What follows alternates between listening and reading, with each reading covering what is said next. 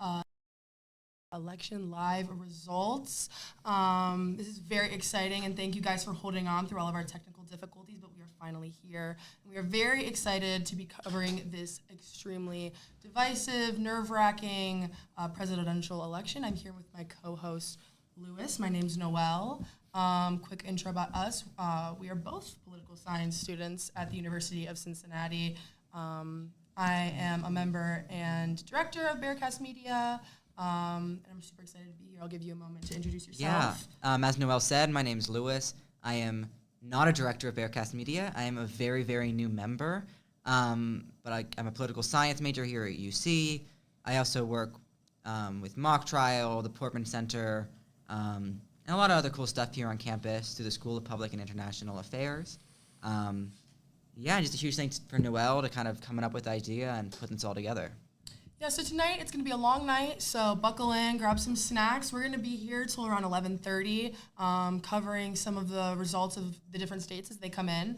But really the main focus of this is we want this to portray an everything's going to be okay type of vibe. We're going to be talking about the issues of the platforms, the results as they come in, but really just keeping the vibe super steady. We just want to make sure that everyone can understand what's going on.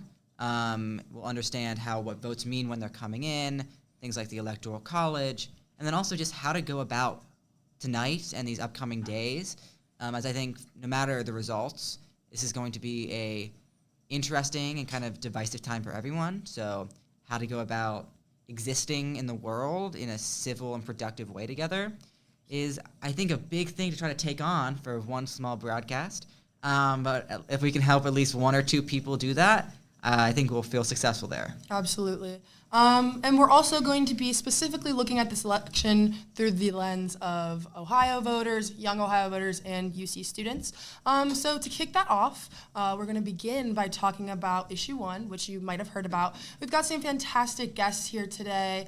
We've got Professor William Humphreys and Valerie Lemmy with us here today. If you want to introduce yourselves, starting with Professor Humphreys. Hi, everybody. My name is Will Humphreys. I'm a professor here in the School of Public and International Affairs here at the University of Cincinnati, and I'm the director of the UC Center for Truth, Racial Healing, and Transformation. And just want to say thank you for inviting me, and I look forward to our conversation. And then, Valerie, if you can kind of give your brief introduction.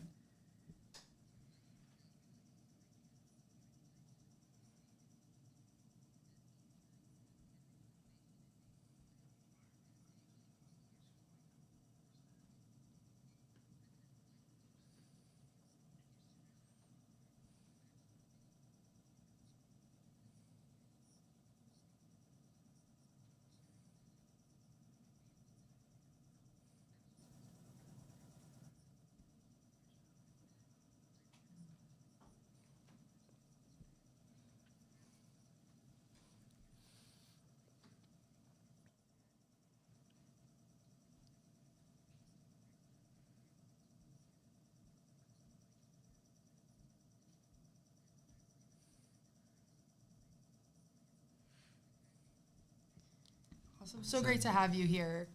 Yeah, thank you so much for both of you. As you can see, we have two overly qualified people coming on to talk about this.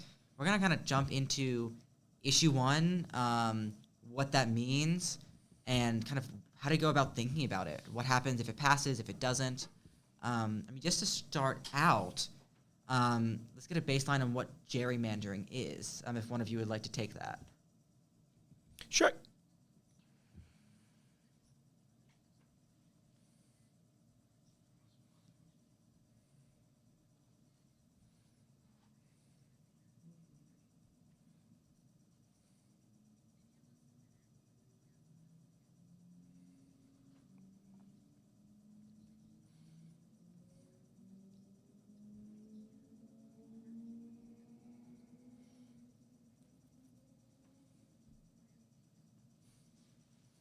Citizens continues, and I hope that your broadcast will continue to reflect that, because our democracy depends on each and every one of us exercising our right to vote and holding elected officials accountable. So I'm proud of my fellow Americans, and I look forward to our discussion on Ohio's ballot issue 1. starting with gerrymandering. So I will kick off, and William, please jump in as well, with the origin of gerrymandering. Eldridge Gerry, governor of Massachusetts in 1812, signed a bill creating a salamander-shaped Massachusetts voting district. The map led to the election of 3 Democratic Republicans, breaking up the county's previous delegation of 5 Federalist senators. And so that's how the term came to be. Ohio is known as a sort of 16-piece puzzle because of our gerrymandering. And just to give you a sense of what the Ohio experience is with gerrymandering, in 2024, the majority of Ohioans live in districts where general election outcomes are locked in before votes are cast. Uncontested races and uncompetitive districts guarantee victory to one party and leave millions of Ohio voters with little input over state house elections. And gerrymandering itself is the drawing of electoral districts to favor one party over another. In the case of Ohio. And William, I think you probably talk about, we do have one district in the state that is a minority-created district based on some demographics in the northern part of the state, the Cleveland area. Almost 50% of districts in the 99-member Ohio House races did not feature a primary contest to nominate this November's presumptive winner. So gerrymandering reduces the opportunity for everyday people to elect their officials. And most instances, gerrymandering results in elections in primaries rather than in general elections. So it ensures some ballots count more than others, inflates one party's strength, and dilutes the other party's strength. And interestingly enough, there are no federal standards that apply to partisan gerrymandering. Yet that is, in fact, something that we face in Ohio. We are known as the 10th most gerrymandered state in our nation. Gerrymandering creates minority rule, which undermines democracy. Majority rule is what democracy is about. Legislators then get to pick voters rather than voters picking legislators. And hence you have the tagline for ballot issue 1, citizens, not politicians. They're non-competitive races, as I mentioned, with winners determined in primaries, elected by party members and not the full electorate, since we have closed primaries in our state. Yeah. Gerrymandering entrenches minority rule rather than majority rule, and in our case, it advantages partisan groups to the disadvantage of those who are in a different party.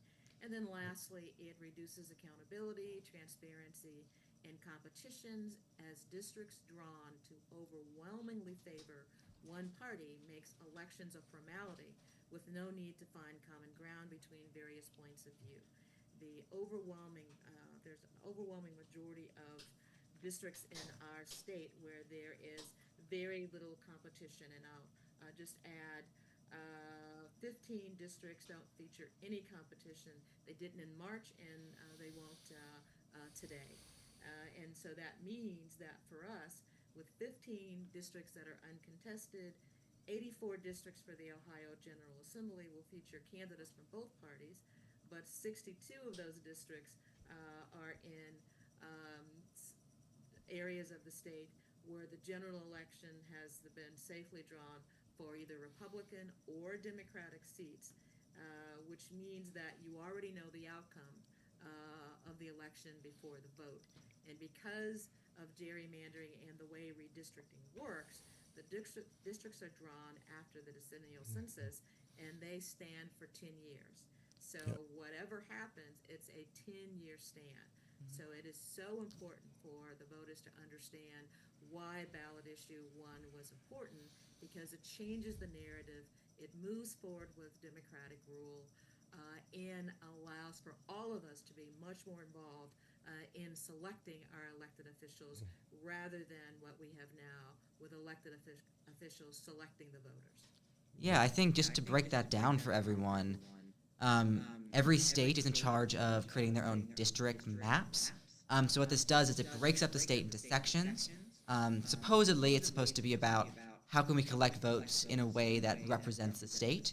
But over a century ago, this was kind of taken advantage of, as there are a few rules about it, to basically allow whichever party is in charge of the state at the time, who's in charge of creating those district maps, to create the districts in a way that will favor them.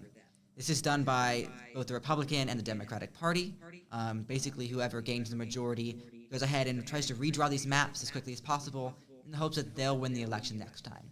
In the case of Ohio, that means big cities kind of being chopped up in order to lump them in with more rural areas, which typically vote more Republican. In other states, the exact opposite. So this very much isn't Republicans do this or Democrats do this. It happens through everyone. I want to move on to you, Professor Humphreys, get a bigger idea on this and also break down why districts matter. What do districts do? Yeah, that's a great question. So there are a couple of issues here. First of all, this is an interesting opportunity, an interesting place where the states really are specifically entrusted by the Constitution with the legislature. The Constitution of the United States says that states are responsible for determining the time, manner, and place of their elections, and this is part of that state-level constitutional responsibility for after every 10-year census, the decennial census, if we are going to apportion representatives among the states based on population for the House of Representatives. Every 10 years, we look at the population. We have a certain number of members of Congress, members of the House of Representatives to allot. And so if some states have gained in population, then they need to have a representative added. If states have lost population relative to the rest of the country, then they might have a representative taken away.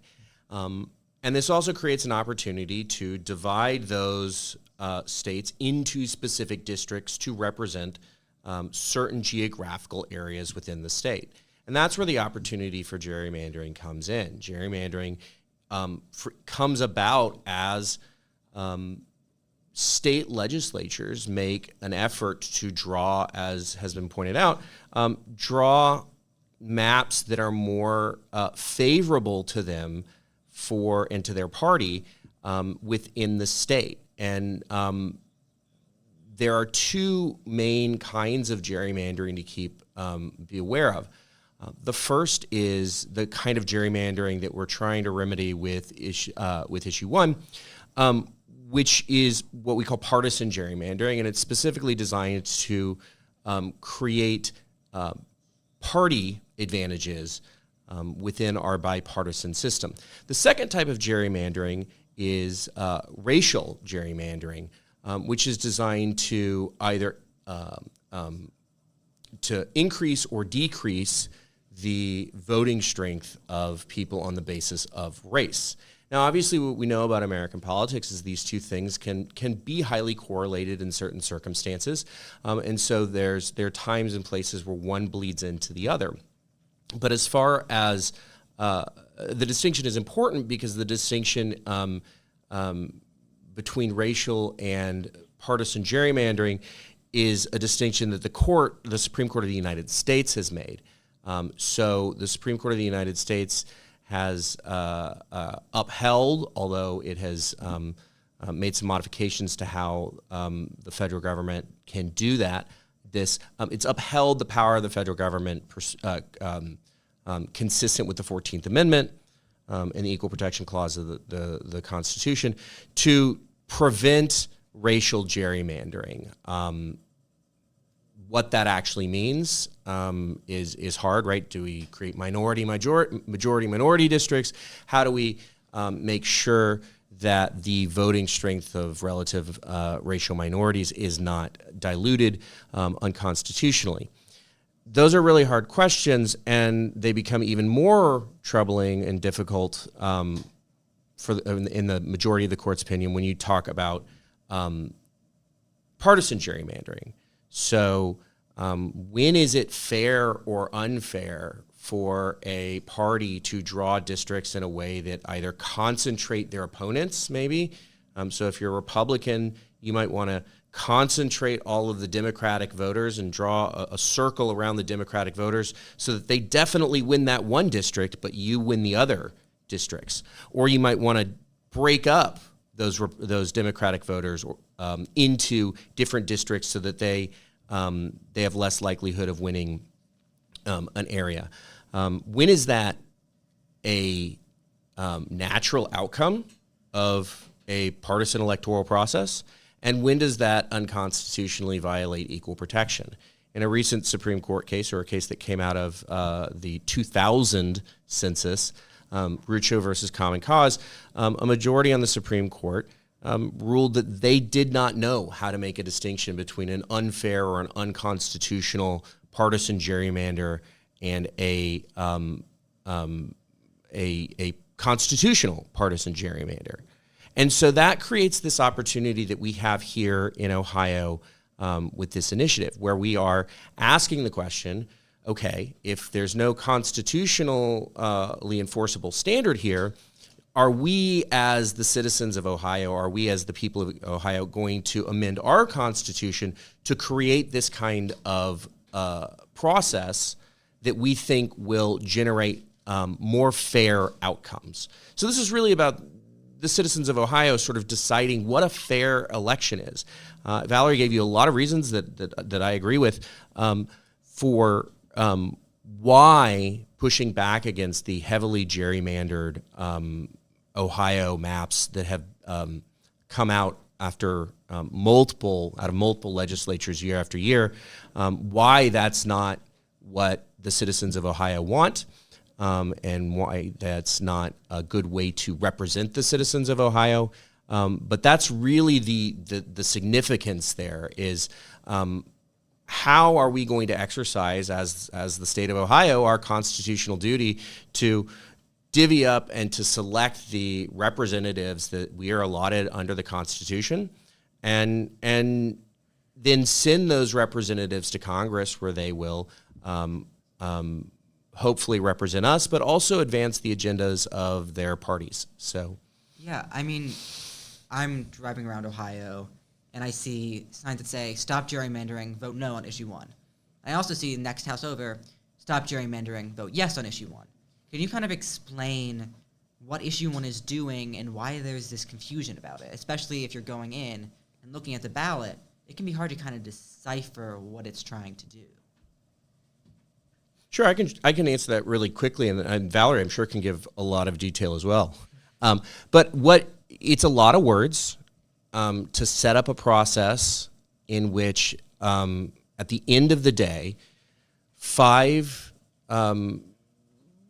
people from the most numerous party, 5 people from the second most numerous party, and 5 independents are deemed qualified and entrusted with the responsibility to draw a map with public input that is, in their view, best represents the views and the interests of the people of Ohio, rather than allowing the elected representatives themselves to do it, with the idea that the elected representatives have an incentive to try and preserve their own power and preserve the power of their party. So that's the long and the short of what is admittedly a very long amendment, is simply the creation of a 15-member body to make those decisions every 10 years.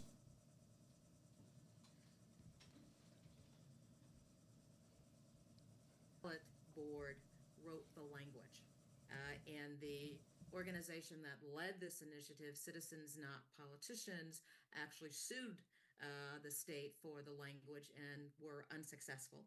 The language is confusing, and you might read it and think that a no vote, in fact, means that there would be no gerrymandering, that citizens would have an opportunity. So critics argue that it was done purposefully in order to confuse people. And you may remember that there was opposition by the state to move forward with this initiative. And again, just think about the context. Right now, elected officials draw the districts that they represent. And so their interest is in maintaining the status quo. Just as O'Connor, who has led this and was former Chief Justice of Ohio Supreme Court, talks about there being 7 situations, 7 times the courts threw out the maps. 5 for statewide maps that were drawn, 2 for federal maps, as being unconstitutional. They don't meet the test of the ballot language that was approved by citizens in 2 amendments over the past 10 years. And yet, what they discovered on the court is that there was no remedy. And so the current elected officials who have the districting authority, the districting commission, they just let the time lapse and the current maps stand. And for the most part, this is a map that was drawn after the 2010 decennial census, when Ohio lost 2 congressional seats. And then we lost another seat after 2020 because of population loss. So as we continue to lose congressional seats, the pressure increases around, rule and democracy. Minority rule, because of gerrymandering, means that the majority voice is not heard. And that's what a democracy is all about. And when these districts stand for 10 years, it means that you will go half a generation before there is an opportunity for change. So this was a very important issue at a very critical time in our democracy.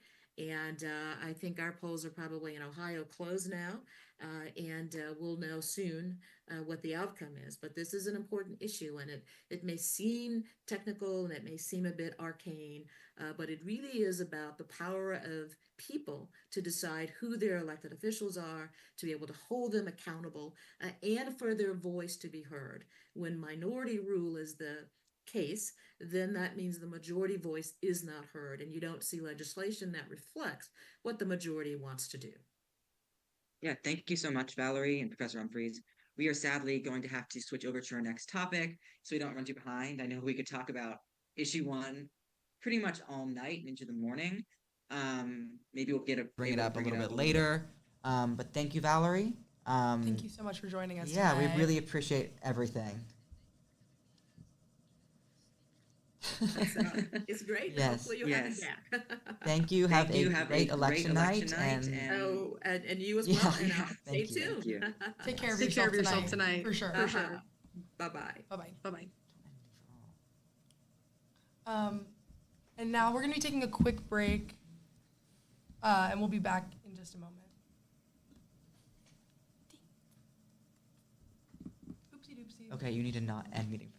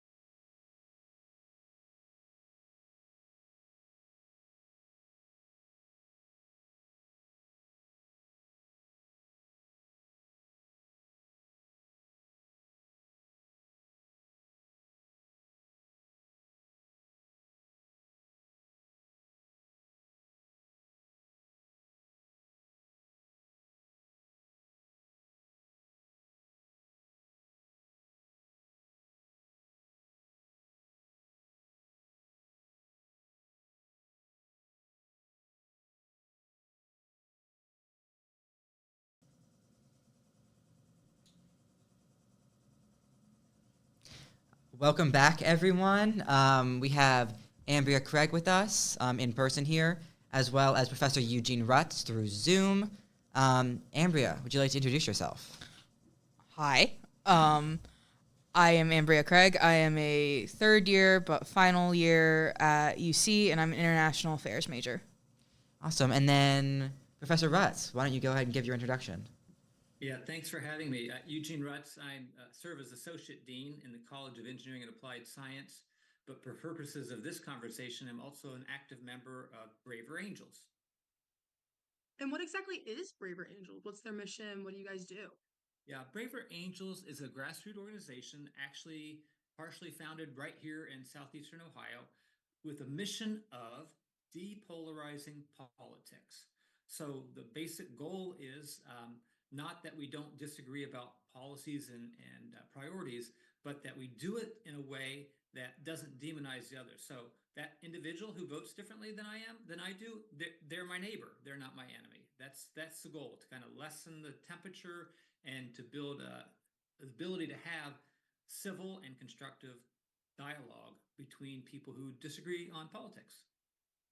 I think, especially right now, that's a sentiment that a lot of people are finding super important to hear and to think about. Why exactly did you get involved with Braver Angels?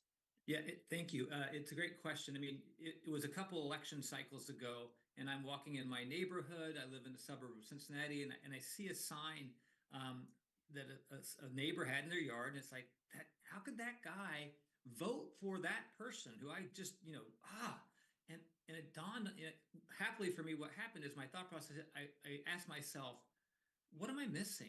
I know that person. They're a good person. What am I missing? The next day or two later, someone had mentioned to me, hey, do you know about this group called Braver Angels? I went and looked at them on the website. I read about their mission and what they were doing, and I go, that's what I want to be involved with. That's what I feel compelled, if you almost called, to do. And the next day, I went online and I signed up to be trained as a moderator for Braver Angels workshops so that I could be equipped to help others and myself to have those kind of civil conversations in ways that would be productive. I think that's awesome. And I think tonight a lot of people are along the same lines as you thinking, there's people in my life that after this election, our conversations are going to need to look different. So I think that's a super important topic to think on. I kind of want to move it over to you, Ambria. As a student in a major that's clearly very political, have you found yourself in these conversations that are very divisive, very polarized, and can sometimes get kind of heated? And what's that like for you? Every day. Almost every class. It's especially in some of my classes I'm currently in and some of the past ones, we're living in unprecedented times. And so we're having unprecedented conversations that we never thought were reality a few years ago. And so it is sometimes tough to be having these conversations, especially if it's something you feel passionately about. And so it's kind of just taking a step back to breathe and remember, while yes, this is a serious conversation, we're not in life and death making decisions. So there's that. And there's also just having practice with that. I come from a family where we have a lot of disagreements on what we believe. And so that set me up really well to come to college. Having constantly had these conversations, these very hard conversations, because I really started understanding politics come 2016, and that was a very turning point in the United States. And so just stepping back and realizing that the person you're talking with is another person and that they live a different life than you. Like, while yes, we all get up every day and put our pants on the same way, we all live very different realities most days. And so just having that kind of perspective of everybody's background is going to be different, every core value they might have is different, or they might be the same, we just might approach them differently, is part of just being able to have these conversations and just having basic respect for one another. Yeah, I love how you look at the disagreements you have within your family as a positive thing, something that helped you learn how to have these types of conversations and that prepared you for college, prepared you for real life. So I think that's really wonderful. I mean, Eugene, what have you felt you kind of learned and changed as being a part of Braver Angels? Yeah, a couple of things really come to mind. One one of the things that I've learned by leading the workshops, and I've done these workshops in Kentucky and Ohio, and for church groups and civic groups and whatnot. But really, there's two main themes.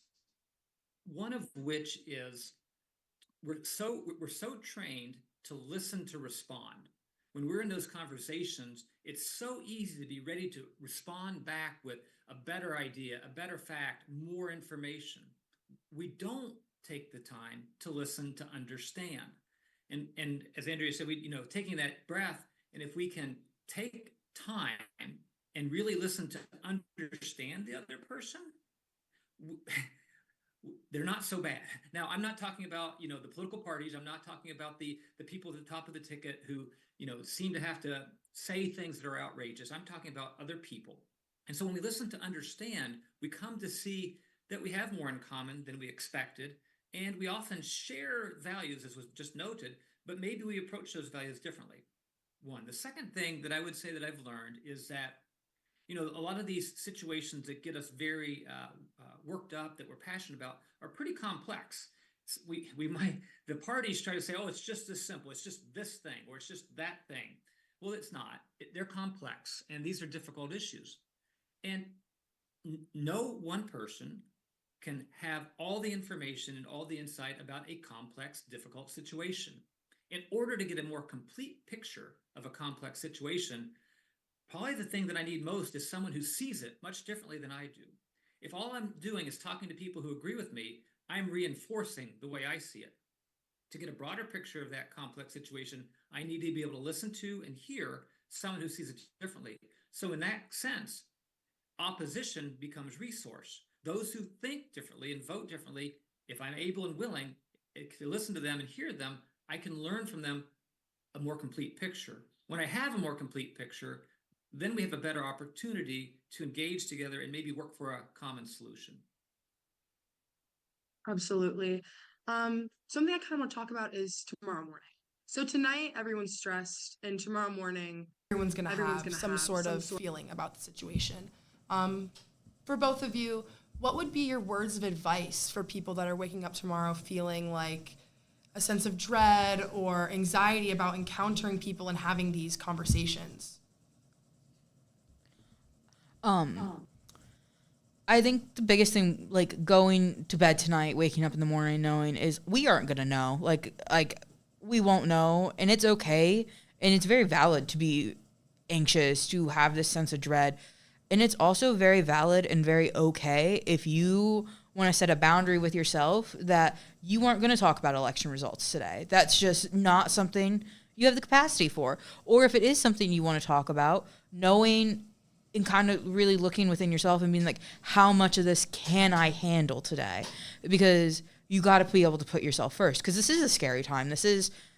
I am anxious for tomorrow morning. And just getting up, drinking some water, doing some things to take care of myself, and really assessing whether or not I can handle talking about the election tomorrow will be a really big thing. And that's something I implore everyone to do.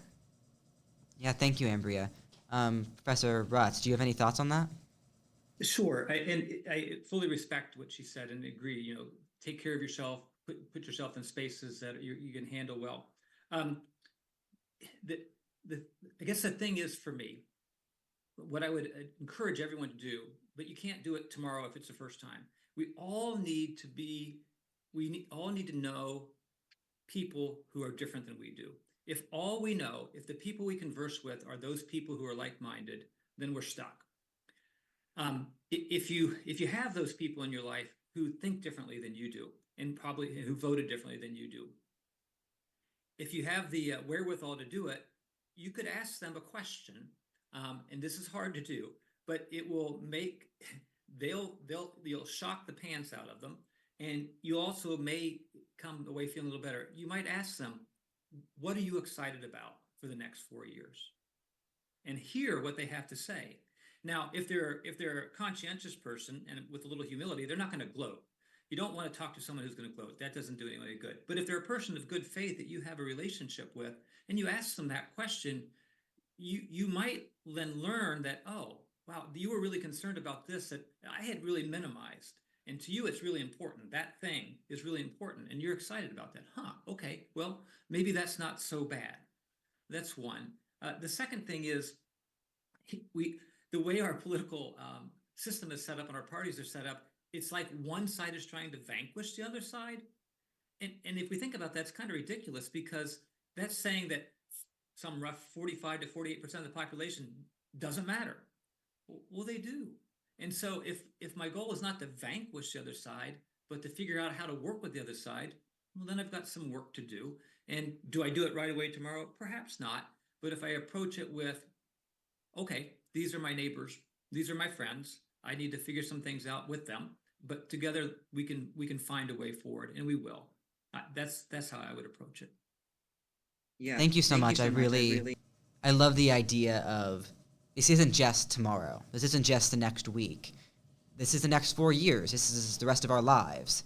As we go through all these different election cycles, as we work through a democracy, how do we set ourselves up and our community up in a way that we can have these discussions, that everyone's voice gets to be heard, that we can work together? I mean, I want to leave it open to final thoughts. Is there anything you guys would like to end on before we move on to our next segment today? We'll be okay. It might be rough. It might not be fun. But we will be okay, I think. Yeah, I think that's important. We can forget that it's not the apocalypse. Election of our lifetime, and maybe it is, and maybe it's not. But Louis, as you said, we should be in this for the long haul. You know, we're not going to vanquish the other side, and honestly, we shouldn't, because we need diverse opinions and we need robust discussion. And I guess what I would just say is let's commit ourselves to figuring out a way to have robust discussions where we can value each person. Now, I don't mean by that you have to sit and take abuse from someone who's going to diminish you. I don't mean that, but there are people of good faith, and we can find those individuals who want to work together. And let's do that. Let's work together for the long-term benefit of all of us. Absolutely. And something else I want to say on this is both of you have really framed these civil discussions, these productive discussions, not only as a method of producing productive discourse, but as a form of self-care, which I think is really important. You're not doing any favors to yourself by working yourself up every time you have one of these conversations. And I think it's really important to remember that, yes, every conversation isn't a life-changing one, and everything is going to be okay. I really want to drive that home tonight. Everything is going to be okay. Thank you both so much for joining us today. We're going to go cut away to a quick break again. Up next, we're going to be looking at some of the results that have come in. Professor Umphreys will be back. We'll be joined by two more guests. So yeah, stay tuned.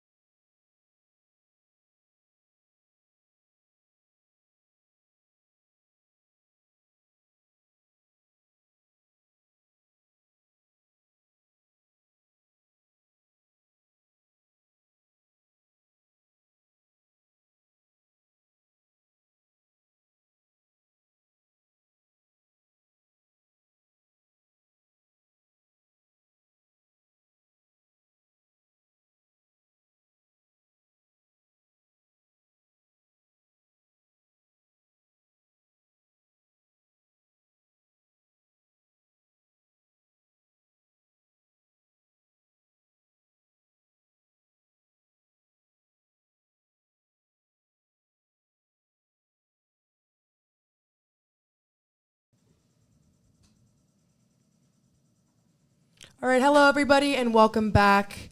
We're finally going to get into what all of you have been coming here to see, looking at the actual results as they're coming in. So we've got this map up here behind me. And what I want to first talk about is what's going on up here at the top.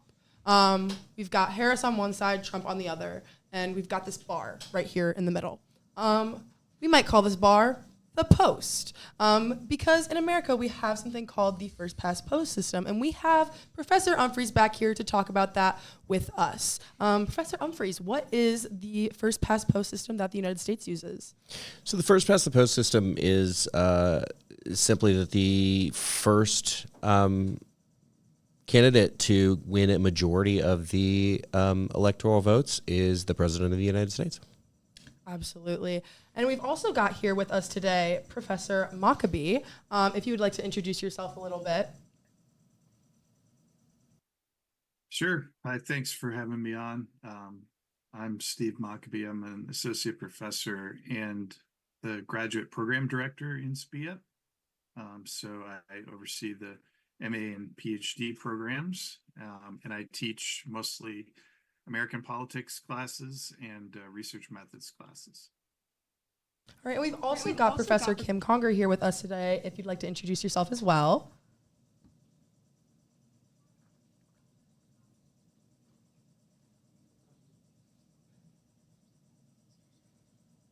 Awesome. Thank you both so much for being here with us today. Professor Humphreys was just explaining the first past post system, which we know means that any candidate has to get a certain number of electoral votes, 270 obviously. I'd like to turn it to you guys. What exactly is an electoral college vote? What is the electoral college? Yeah, that's a big question. So let's first start talking about why the electoral college was formed. So when the U.S. was being formed and we were creating our Constitution, what was the idea in creating the electoral college? Professor Conger or Maccabee, whichever would like to take that.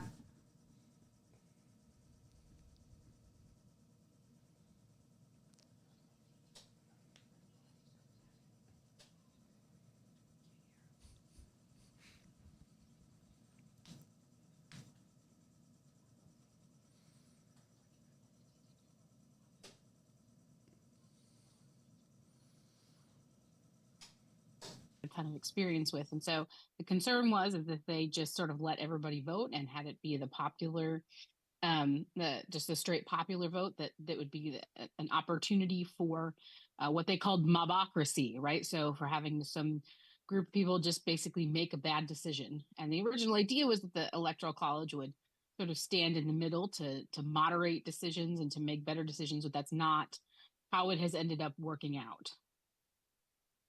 How has it worked out? What does it look like today?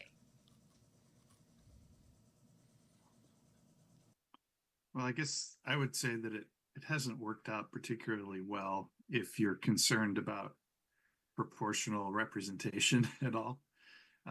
So, we have a situation where, as we see tonight, there are just a handful of states that become the focus of the presidential campaign, and large portions of America basically don't see a presidential campaign.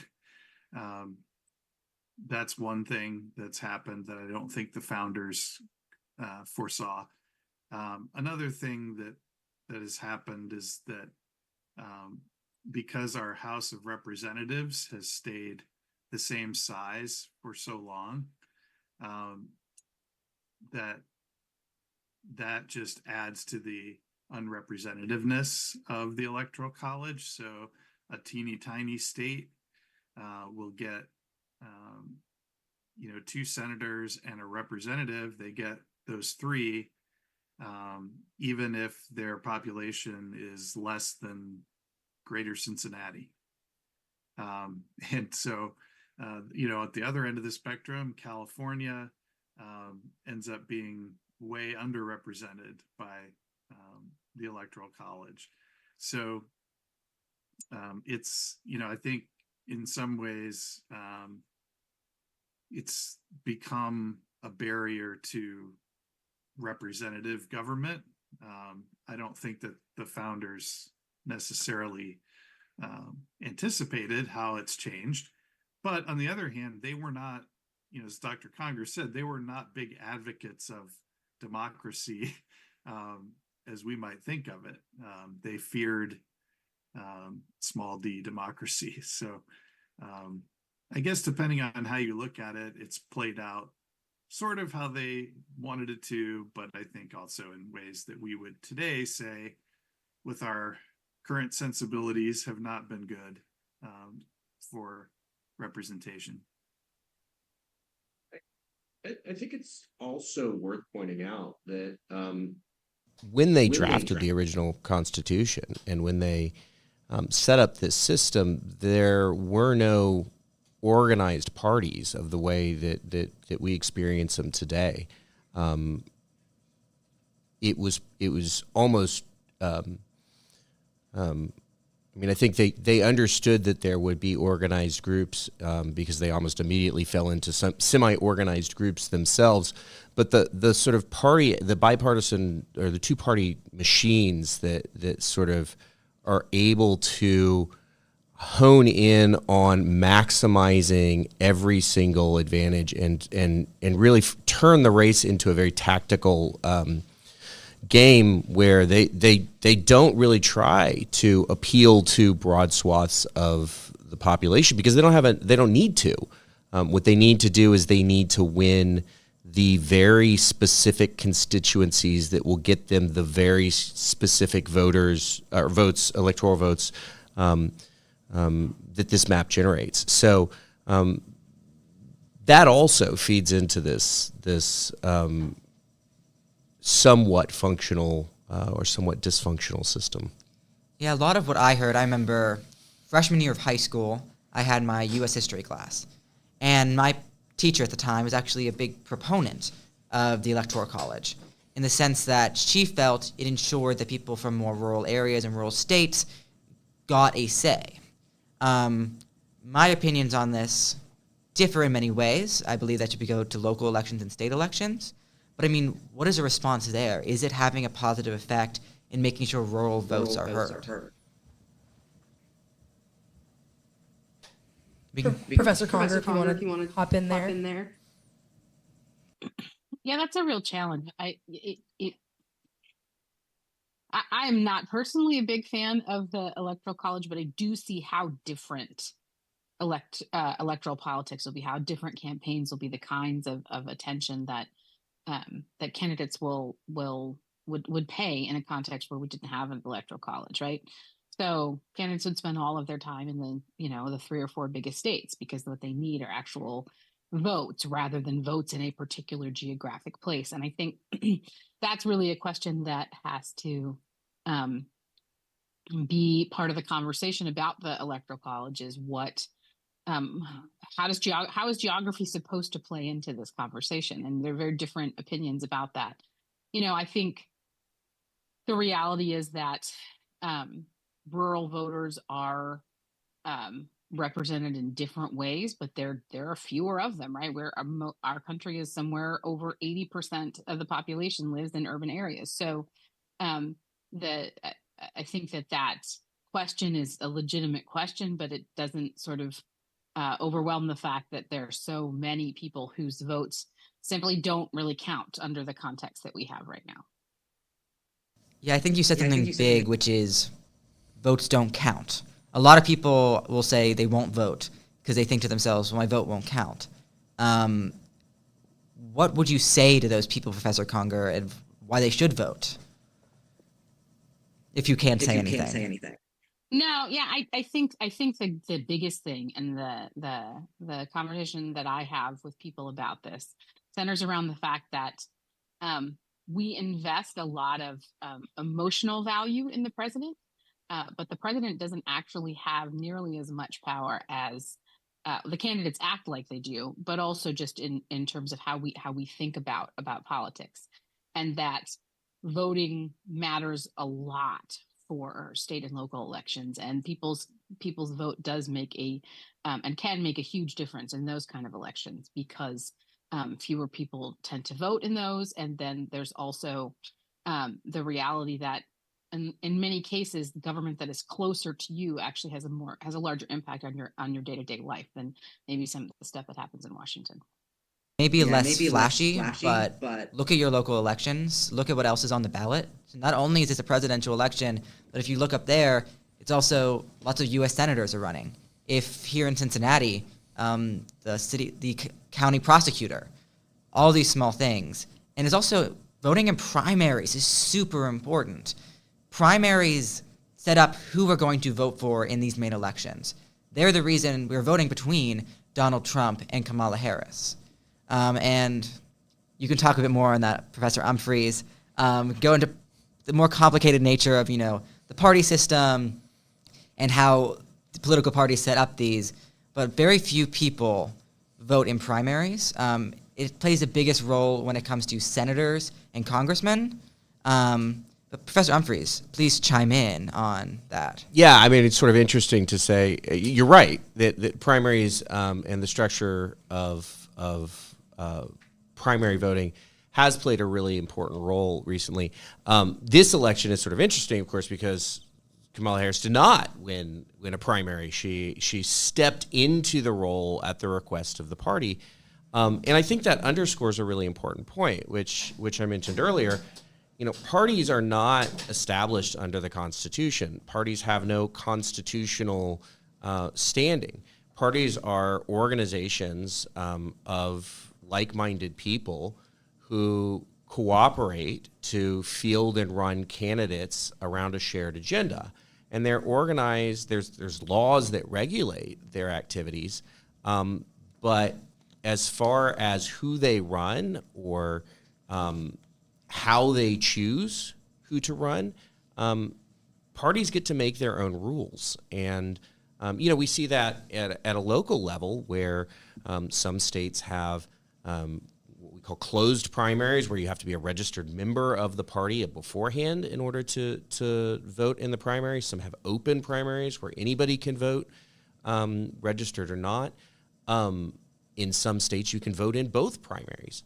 And that is a function, that's a function of state and local laws, to underscore the point that Dr. Conger was making earlier.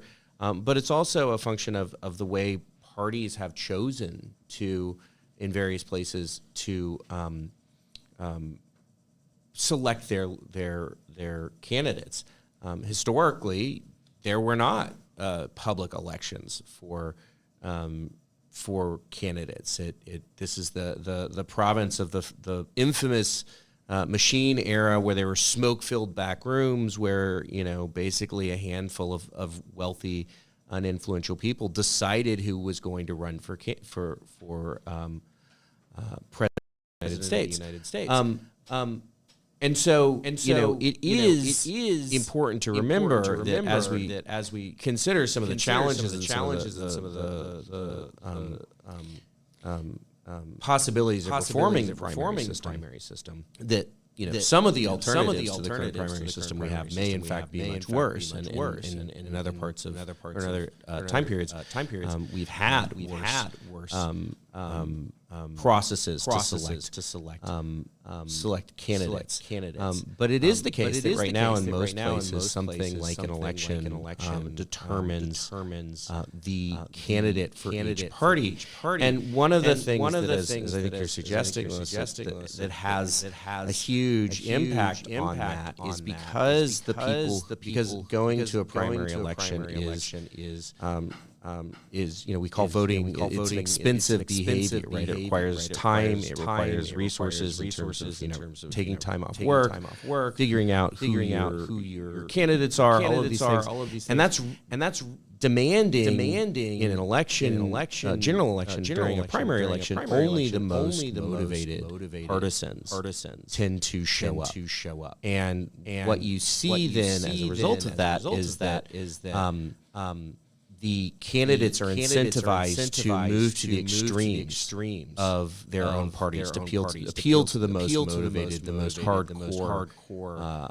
members of their parties, and that drives them into issue positions and into stances that then, once we get to the general election, may not be reflective of the population as a whole. And so I think it may not be reflective of the party members as a whole. So I think that's part of what I think we're getting at here. When we say, it's not just the general election. We don't end up with Donald Trump and Kamala Harris running against each other on accident. Right? There's a whole system behind that, and being a part of that entire system is an important part of the democratic process. Absolutely. Your civic duty doesn't only happen every 4 years, guys. Really want to make that a point. One more thing before I want to start getting into some of the results that have come out. I want to talk about the idea of swing states. Professor Maccabee, if you could give us some insight as to what a swing state is, which of the states are swing states, and why they are important, and how the different candidates act in these swing states in their campaigns. Yeah, sure. So I think generally speaking, the idea of a swing state is that it's a state that's expected to be competitive, and both campaigns think they have a chance to win it. This used to be Ohio.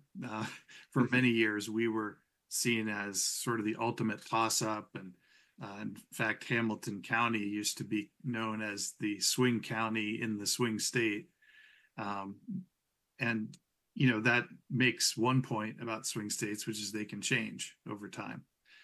So there's no guarantee that the states that are competitive this time will be in the future. People move in and out of states, and things change at the local level, like we were just discussing. The voting isn't only about the presidential race; it changes our state legislatures and gubernatorial elections and so forth.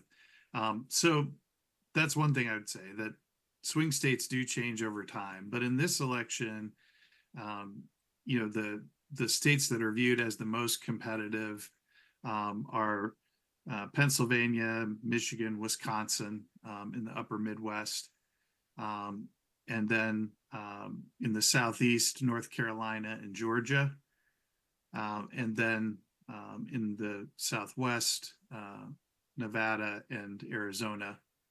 And those states have seen the overwhelming majority of spending on advertising, and particularly the visits by the candidates have almost entirely been in those states. So those are the ones that people will be watching most closely tonight, and I think into tomorrow, because I don't anticipate that we'll know for sure about all those swing states for a while.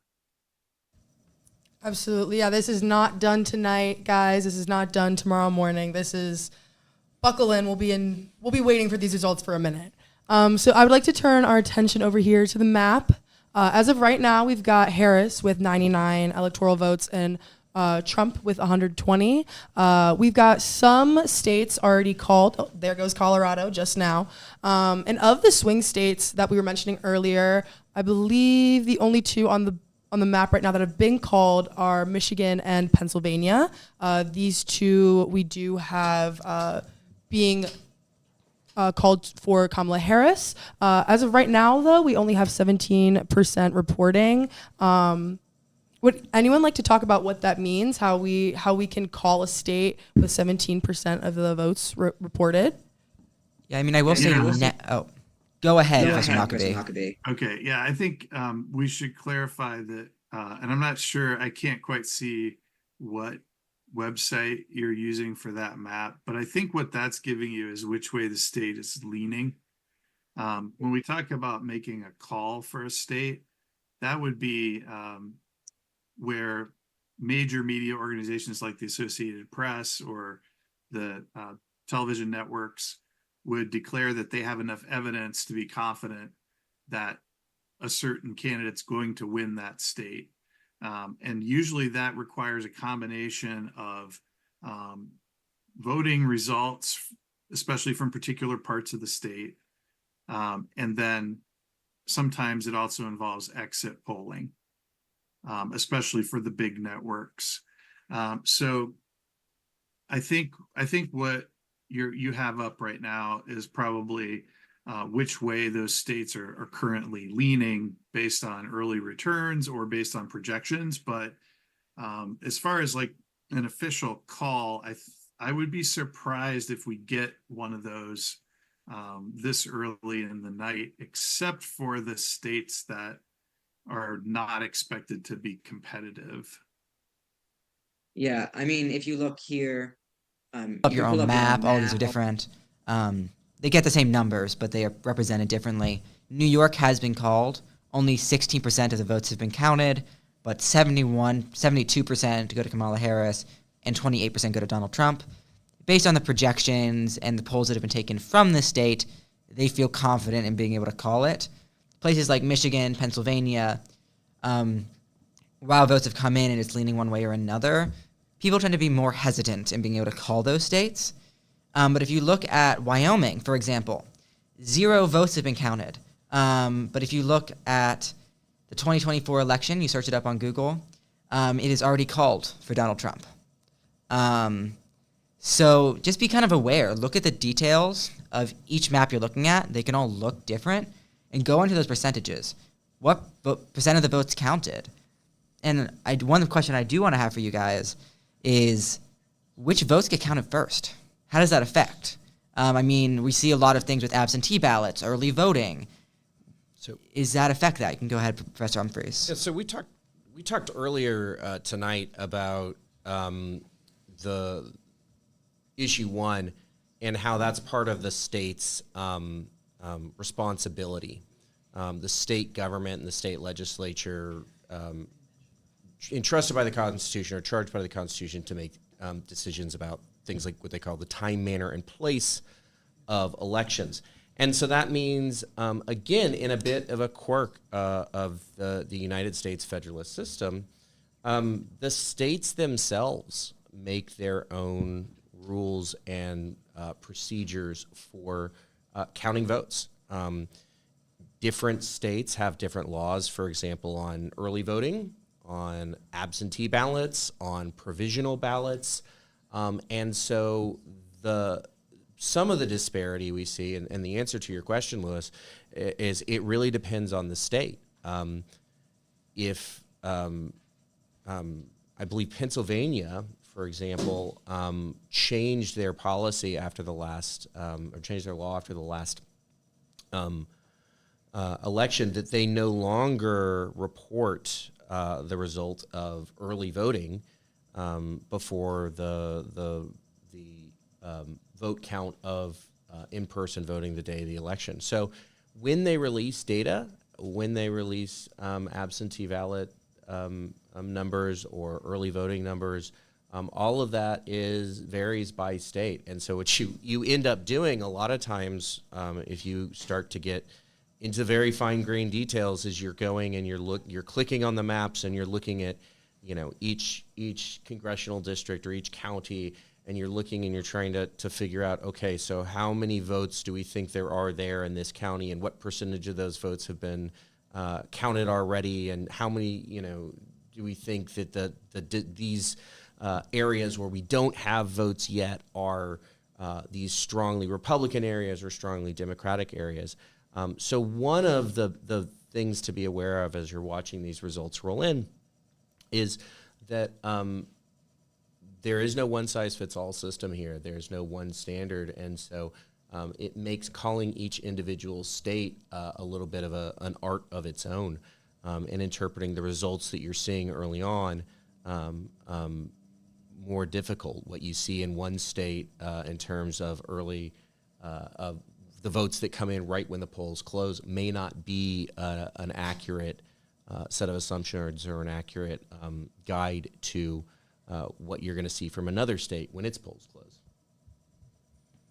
Yeah, and continuing to look at the map here, we've got this whole southeast region kind of leaning red, and then up here in the New England area, a lot of blue, some blue out west. Does this look like what you guys were expecting it to look like? Are you surprised by anything? Any thoughts here? I'm not surprised by anything yet. I think there was a lot of a lot of the states that have already been called are the sort of usual suspects that we would have already put in those columns as well. I think Georgia counts fast. The laws are set up so that they actually have more. They're heading towards 75% of the vote. It looks like so. I think that'll be the first swing state that we have some idea about. But I think there's it's the way that the map looks right now is pretty traditional in terms of the basic understanding of how voters are set up, right? The New England, much of the northern Atlantic seaboard tends Democrat. The northern tier, where we haven't, the polls just closed in Minnesota, but that's likely to go blue as well. And then the Southeast is very strongly Republican. So there's nothing jumping out. I think the people who are doing the same commenting on the big networks are looking county by county now to see if there's any indications that they can see in the counties around Atlanta. They're looking in the counties around Philadelphia. They will absolutely be looking in the counties around Detroit as we get more and more results in. I think I would agree. I don't think there's anything that's really surprising yet. I think it's just shaping up to be very close and probably a repeat of the last presidential race. It looks like of just these, these, like we talked about earlier, these swing states that are particularly competitive look like they're competitive again. And so, like I said earlier, I would caution people not to expect to know much tonight. Even if a candidate is shown to be in the lead in a state tonight, that doesn't mean they're going to win ultimately, because there are lots of ballots that will need to be counted in terms of absentee ballots and provisional ballots and things. So there will be moments where it looks like one candidate is going to win, and then it'll swing back the other way, and then a couple days later we may know. So yeah, there are what some of the pundits call red waves and blue waves are really mirages, I think, a lot of times. So we have to be patient, which is hard because we've all lived through this anxiety inducing campaign, but yeah, we have to try to wait it out a little bit longer. Professor Mark I'd love your input on something that I am pretty interested in, which is as far as sort of early interesting indicators, which is the North Carolina race, where there's a fairly extraordinary circumstance with the gubernatorial race, where the Republican candidate for governor is scandal-ridden, to say the least. And I think I've seen just in the past couple of minutes some projections that the Republican governor is going to, or the Republican candidate is going to lose. Is that going to affect the possibility of North Carolina, which we wouldn't normally think of as being likely to go blue? Maybe seeing more people, more of a Democratic vote there than we might have earlier anticipated. Something else I kind of want to take a look at here. When people kind of think of the presidential election, they think about their state specifically. So I do kind of want to look at Ohio right now. Over here, as of right now, there we go. As of right now, we have got the Ohio State race leaning red, with a lot of the big cities looking blue. Is this something that we were expecting? Is there anything surprising about our Ohio map right now? I'm not surprised at the overall pattern. I am a bit surprised at the issue one outcome. It looks like issue one is losing. And I think that that is likely due in part to the confusing language that was included on the ballot by the ballot board on a party line vote. To create language that was confusing for voters, that made it seem like this issue about ending gerrymandering was creating gerrymandering. So I'm a little surprised at that. I thought that people would see through that language, but apparently not, at least not so far. But overall, I mean, Ohio has, we talked about earlier, used to be a swing state, is not anymore. And so the overall pattern doesn't surprise me. It remains to be seen, if particular races turn out, or how they turn out. I don't know. I haven't refreshed recently enough to know where things stand at the moment. But with the Senate seats, so between Bernie Moreno and Sherrod Brown, a few minutes ago it was saying that Sherrod Brown was winning. It is now saying that Bernie Moreno is winning. Around 56% of the votes have been counted, and around 50% of them go to Bernie Moreno. Are there any thoughts on that what you guys were expecting? If you think this is probably a good projection to say that Bernie Moreno is going to win, or if you think more votes need to be counted in such a tight race? I'll leave that to you, Professor Conger. I think that we got to wait a little bit, and that's mostly because I'm looking at the county percentages. Cincinnati, so Hamilton County is about 41% of the vote counted. But more importantly, the parts of Ohio that are more reliably Democrat. So Cleveland, Akron, so Cuyahoga County, Summit County, Portage County, they've only got like 35% of the votes. And Columbus, so Franklin County is only about 56%. And those are the places in the state that are much more reliably Democratic. So I think we still have to hang out and wait. I think the polls were really, really close for that race here in Ohio. But I think I don't think that it's telling who's ahead at this point. Yeah, I think the theme of tonight is wait. Go ahead, Professor Conger. Okay. So I will say, to answer Professor Humphrey's earlier question about North Mm-hmm. Carolina, the Republican candidate was just so bad. I just think that it's one of those where I think people are not having any second thoughts about splitting their ticket, right? So I'm not convinced that the Democrat winning the gubernatorial race will do much in terms of shifting the presidential vote in North Carolina. That's interesting, because that could also be an indicator for Ohio, where I think some networks are calling it for Trump, but then we could still see split ballots on the Senate. Yeah.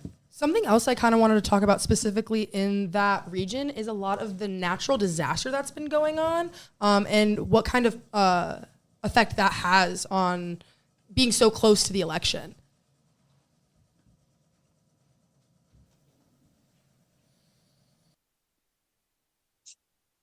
Well, that's more Professor Humphrey's part of the country, I guess. But I would just say that I think we probably won't know for a while what the true effect was.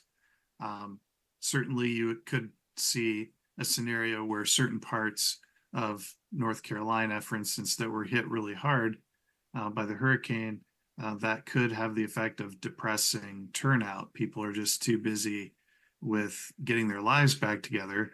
But the handling of the natural disasters has become a political issue as well. So it's possible that it had an influence not only with turnout, but actually with vote choice. But I think we probably won't really have the data we need to understand that until later, when surveys can be done of people in that region. Yeah, I think it's worth saying that the U.S. Postal Service and several, the local boards of elections have gone to extraordinary lengths to make sure that people can vote in those areas. So, as Professor Markby is saying, whether the handling of the natural disasters influences vote choice or whether it suppresses turnout is yet to be known. But I think we can be confident that the process of voting and the opportunity to vote there is as good as it could be. Yeah, I think that's a great transition actually into some of our next questions about increased concern for voter fraud. In recent years, starting mainly in 2016, but even a little bit before that, there's been this increased worry about voter fraud with early voting, absentee ballots.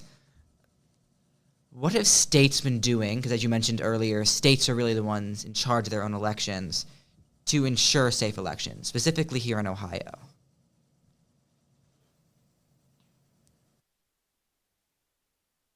Well, states have actually been going to some pretty amazing lengths. Many states have spent a good deal of money in the past 8 years to really update their election systems. Ohio has historically had a solid election administration system, list of who's in power in the state, and that goes down to the county level the county election officials are well and do an amazing job. I think one of the things that is that demonstrates that, at least where I vote, and it will vary depending on where you vote in Ohio and in terms of your county and your precinct. But I think many people vote the way I did, which is you put the plastic card in the slot, you do the voting on the touchscreen, but then it prints out at the paper, basically receipt of how you voted. And that's sort of considered to be the gold standard. 98% of the votes in the United States have a paper trail ballot like that of some sort. And so many states have done a lot of work to make sure that there only is the actual sort of like in-person kind of fraud unlikely, which is also vanishingly small. Like that's never ever actually been an issue. But also things like the Hamilton County Board of Elections officials visited my class and talked about how they have to make sure they have computers set up to do the counting in the precincts that are not in any way they're not in any way networked, they're not in any way connected to the internet. And so there's been a lot of work done to work on making sure that the voting is not hackable, in addition to other kinds of more what we would think of as on paper kinds of safeguards. Yeah, we're gonna Professor have Professor Hartnett come in a Hartnett little bit to discuss that like cybersecurity side of it. Is there any particular reason you feel like people are more trustworthy of paper ballots than they are for electronics, especially when a lot of the digital ballots are done not connected to the internet?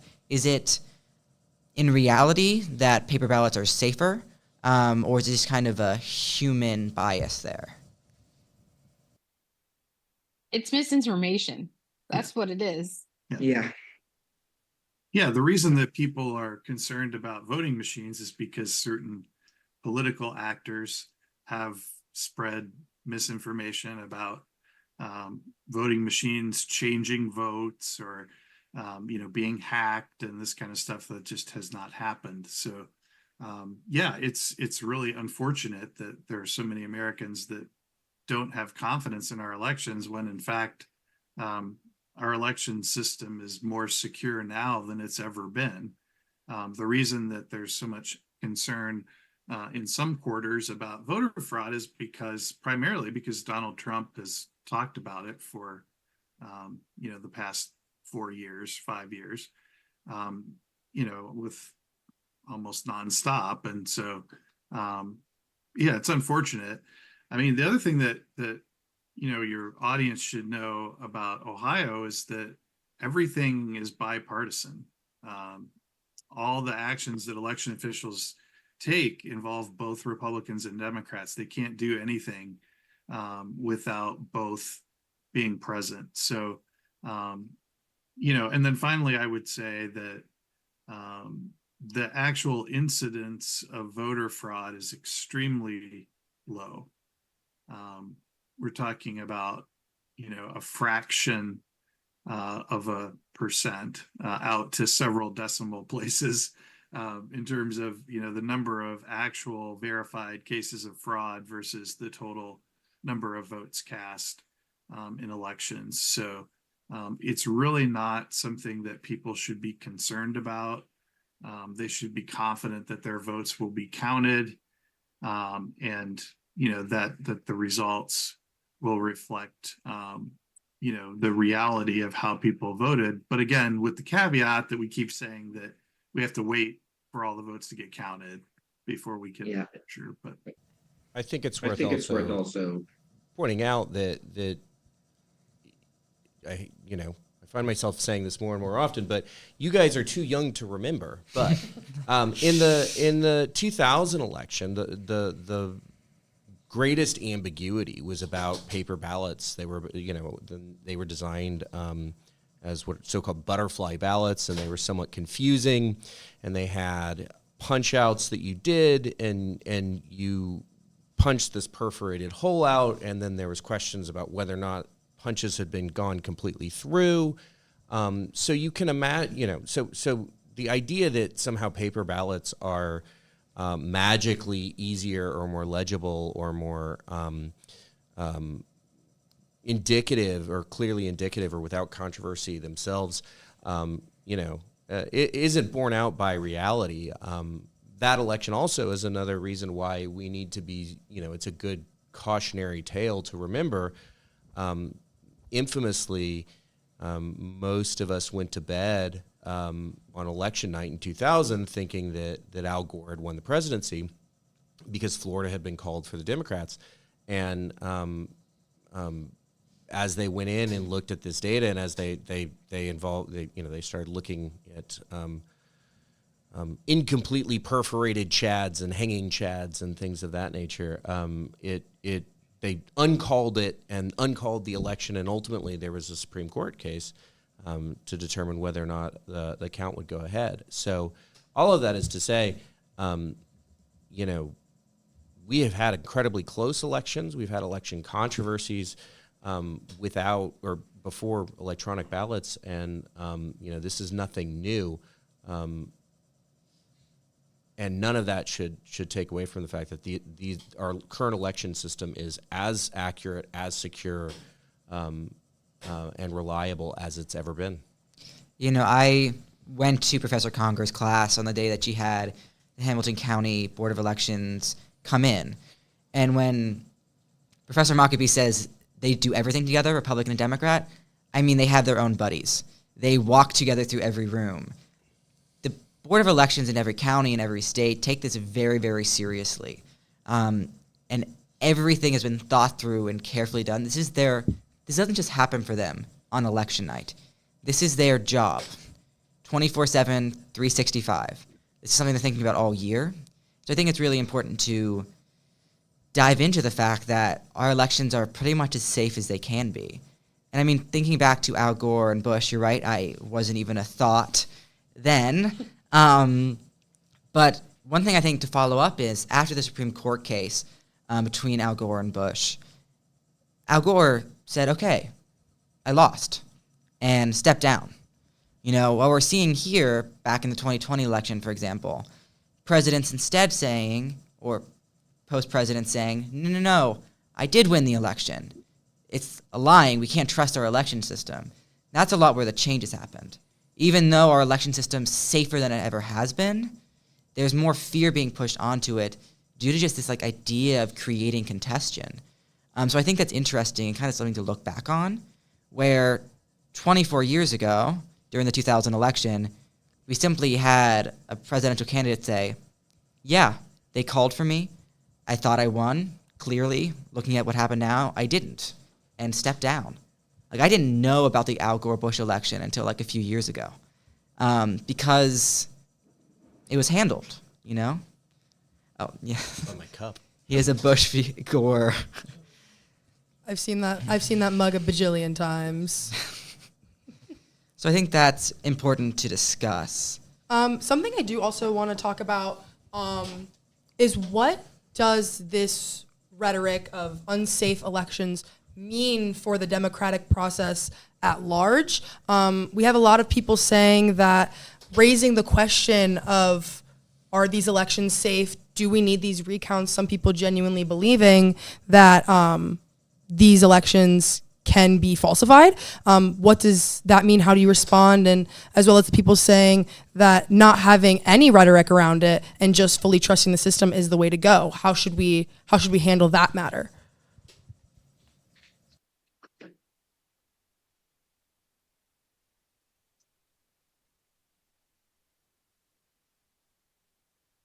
Stronger if you want to hop in there.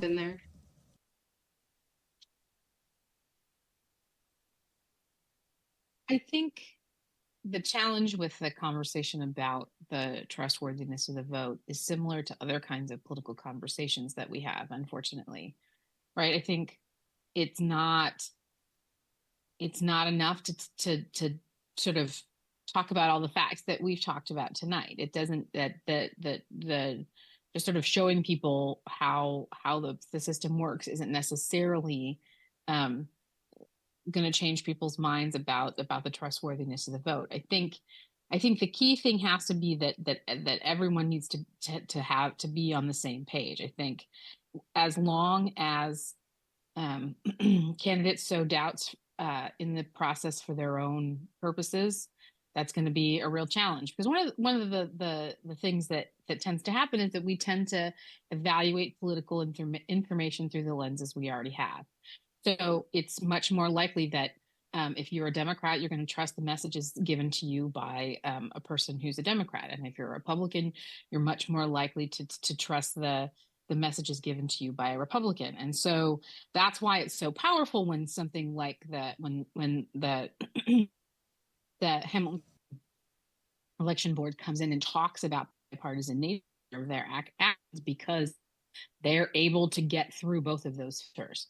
But I think that's really the issue. It's not there's no silver bullet here. It's just a lot of work um, to walk back through getting people to not use misinformation to give themselves political gains. Absolutely. We're going to wait for some more of these results to come in. But for right now, we're going to go for a little bit more of a break. We come back, we're going to spend more time talking about the safety of these elections, especially the cybersecurity aspect with Professor Harknett. So stay tuned. Thank you.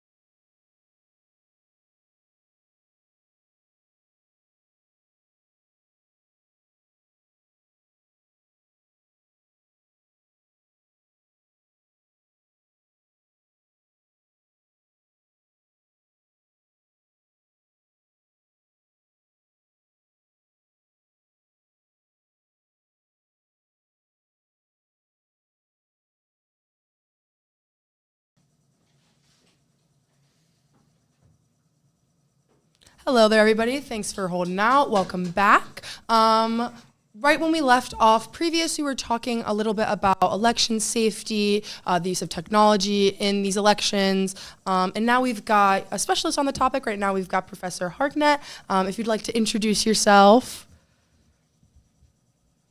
So Richard Harknett, I'm the director of the School of Public and International Affairs. I also direct our Center for Cyber Strategy and Policy at the University of Cincinnati, and also wear a third hat now, the director of the Ohio Cyber Range Institute. So I do this work on national cyber security strategy. Yeah, so I remember I messaged you reaching out, asking if you'd be interested in Talking talking about about election safety and cybersecurity, and you said yes, absolutely. What exactly gets you interested in cybersecurity? Why is this a big deal nowadays? Yeah, Lucia. So you got to go back to an age that you guys won't actually believe existed, and that was before the internet. And so I was doing work for the U.S. Defense Department, nuclear weapons, that kind of thing, and they liked what I was doing in terms of early research. And I said, "Hey, we got this thing called a browser. What do you think? Like, do you think that's gonna like be a big deal?" So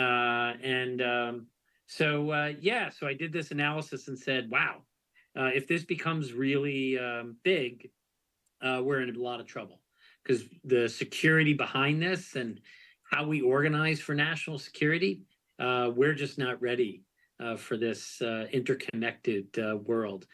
And so for the next like 25 years, every couple of years, the US government would ask me, hey, you know, that analysis you did before kind of held up. What do you think now? And I'd say, it's just getting worse because you guys aren't doing anything different.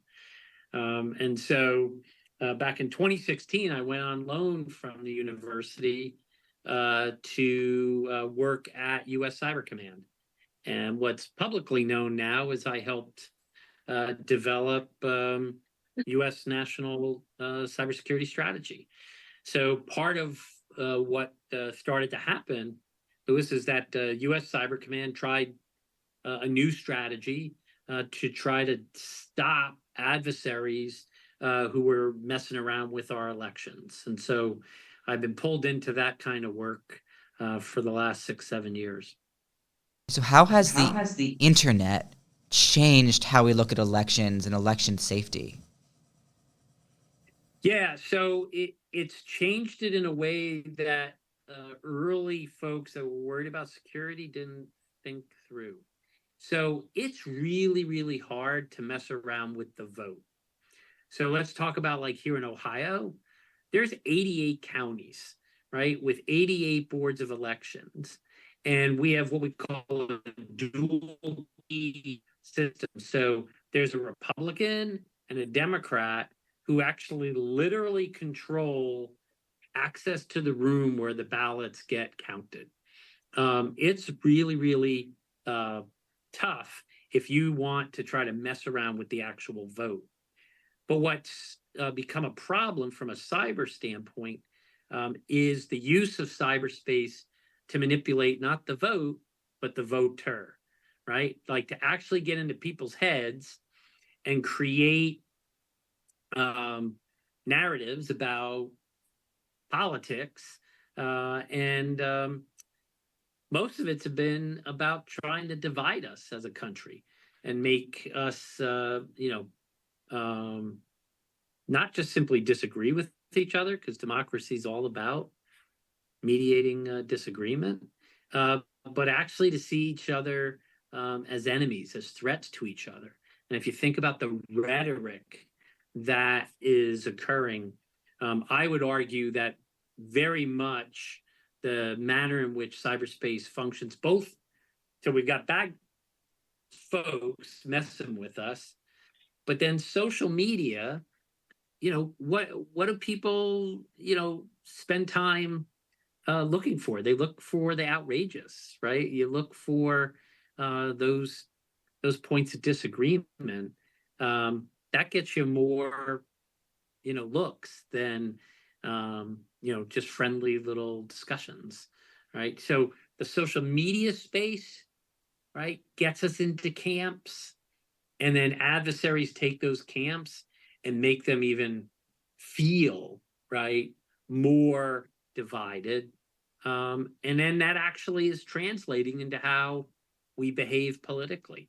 So, if you look at the ads, you look at the rhetoric, you look at how people talk about the other side, it's not disagreements about policy, right? It's these guys are fundamental threats to each other, right? Like whether you're a Democrat thinking the Republicans are a fundamental threat or Republicans thinking Democrats are a fundamental threat.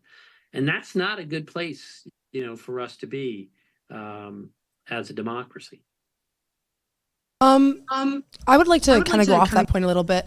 Do you have any words of advice for these voters navigating all this fear mongering that they see online, not only before the election, but especially tonight and tomorrow morning? Yeah, and I know that's the most important thing, right? Like, look, somebody's going to lose this, right? Like we always say. I mean, that's what elections are about. Okay, I'm not really worried about the folks that whose candidate wins, right? I'm concerned about the folks who back the candidate that loses. And we've got to figure out a better way right now to make those folks realize, hey, it was a fair election, right? It was a secure election. And we lost. And we got to dust ourselves off and get ready for the next time, right? The next election. And so what foreign adversaries are going to be doing is anything that pops up as a possible conspiracy that this, state's vote was manipulated, et cetera. They're going to amplify that. And we have to be ready for that. So, I don't want to sound like I'm preaching, right? I just, want folks to take a breath and realize, yes, somebody has to lose this, be disappointed, but understand that that's part of democracy, right? And we have to come together as a country and move forward because we've got big challenges, right? So you don't have to like who wins, but you have to accept loss.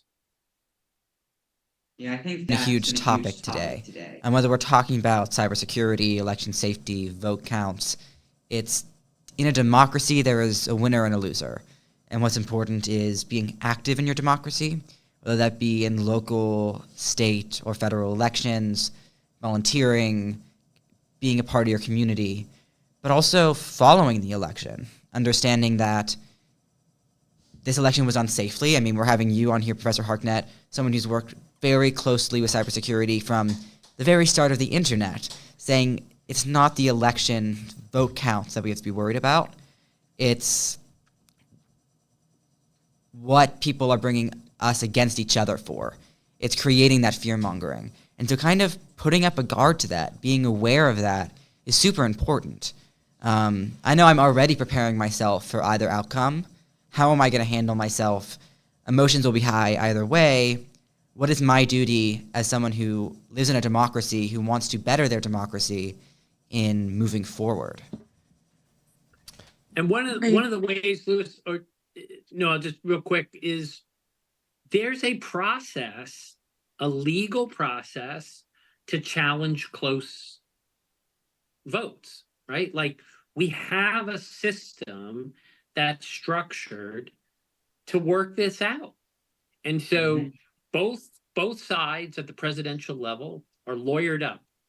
And there's, some state laws that will say, hey, look, if this thing is really close, automatic recount. We will go through a whole process of counting these votes so that everybody can be comfortable with this. And so the only thing that, and so listen to your secretaries of state, right? Initially, those are the folks that oversee the election. So don't listen necessarily to the candidates, right? But listen to the folks that are actually working the mechanisms of democracy, right? The vote count. We've had some things, some sessions for students here at UC, where we got the Hamilton County folks out here, Democrat, Republicans sitting there, walking everybody through how they do this. You could, in fact, have gone to the Board of Elections and gotten a tour about how they vote count. So educate yourselves about this. We ran a survey, or a group in Ohio that we were working with ran a survey of 7 different things that you could do to secure an election. And we asked people, like, would you think, do you agree with these things, these measures? And it was like 95% people said, yeah, that would be great if we did that. And Ohio does all 7 of them, right? So it was a really interesting little, survey. People can gain confidence. People were like, oh, we already do that. That's really good, right? So I think that's when you hear some stories, just take a breath and recognize there's going to be a legal process with some of these states, and we will adjudicate it, and just let that play itself out. The main thing we really got to avoid doing is going to the streets, right? Like, just allow the electoral process, which involves legal challenges, let that play itself out. Yes, Absolutely. absolutely. And before you came on, we were talking about how some people feel safer with paper ballots and kind of dislike the use of technology in the polling system. Is there anything that you could say to maybe put voters' minds at ease about the use of technology in our election polling? Yeah, so these systems are not connected to the internet. Okay, let's start with that. So even if you go in Ohio, when you go and use press or touch screen, right? It actually prints out. It has a backup printed piece of paper behind it, and that gets audited, right? And that gets tested. But these things are not open to being hacked. Are there ways where you could mess with those computers that actually tally the numbers? Yes. But Noel, the safeguards that they have in this, you would have to have the Republican and the Democrat conspire to go together, because they're never alone with these systems, right? And so there's a lot of confidence that we should have. The other thing I would say is these folks that run elections, even if they have an R or a D next to their name, ultimately are people that are committed to the integrity of the election. If they undermine the election, we got no place to go, right? If elections really and truly could not be run free and fair, right? And so can there be an error? Sure. Can there be, but there were 66 cases, I think that was the number, in 2020 that went to individual court cases, right? And they went through a process, they adjudicated them, and, there wasn't any evidence that actual physical evidence, right, of any manipulation. I know there's plenty of folks out there that think there was, and that's part of information sourcing, right? But there is no documented evidence of manipulation of vote. And these systems are not, they're not connected in such a way that you can hack into them. Right. And continuing on with this idea of protecting the vote and ensuring the safety of the polls, there is a couple of events that have transpired recently on this topic. I am sure a lot of people have seen in the news the burning of the drop boxes for these ballots. Where do you think that this motivation came from, and how will the boards of elections in these areas remedy that problem?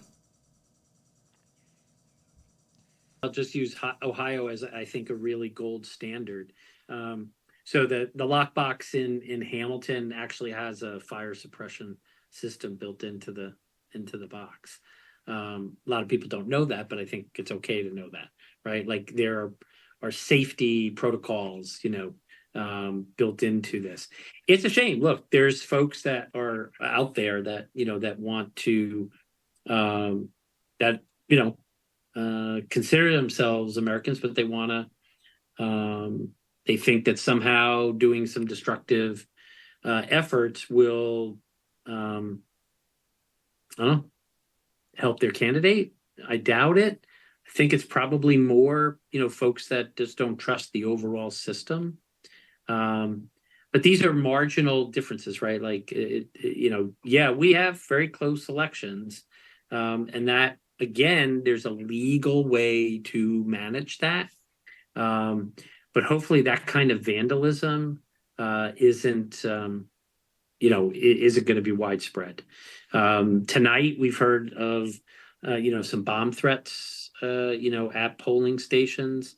The Georgia Secretary of State said they had evidence that this was actually foreign initiated, that it was Russian.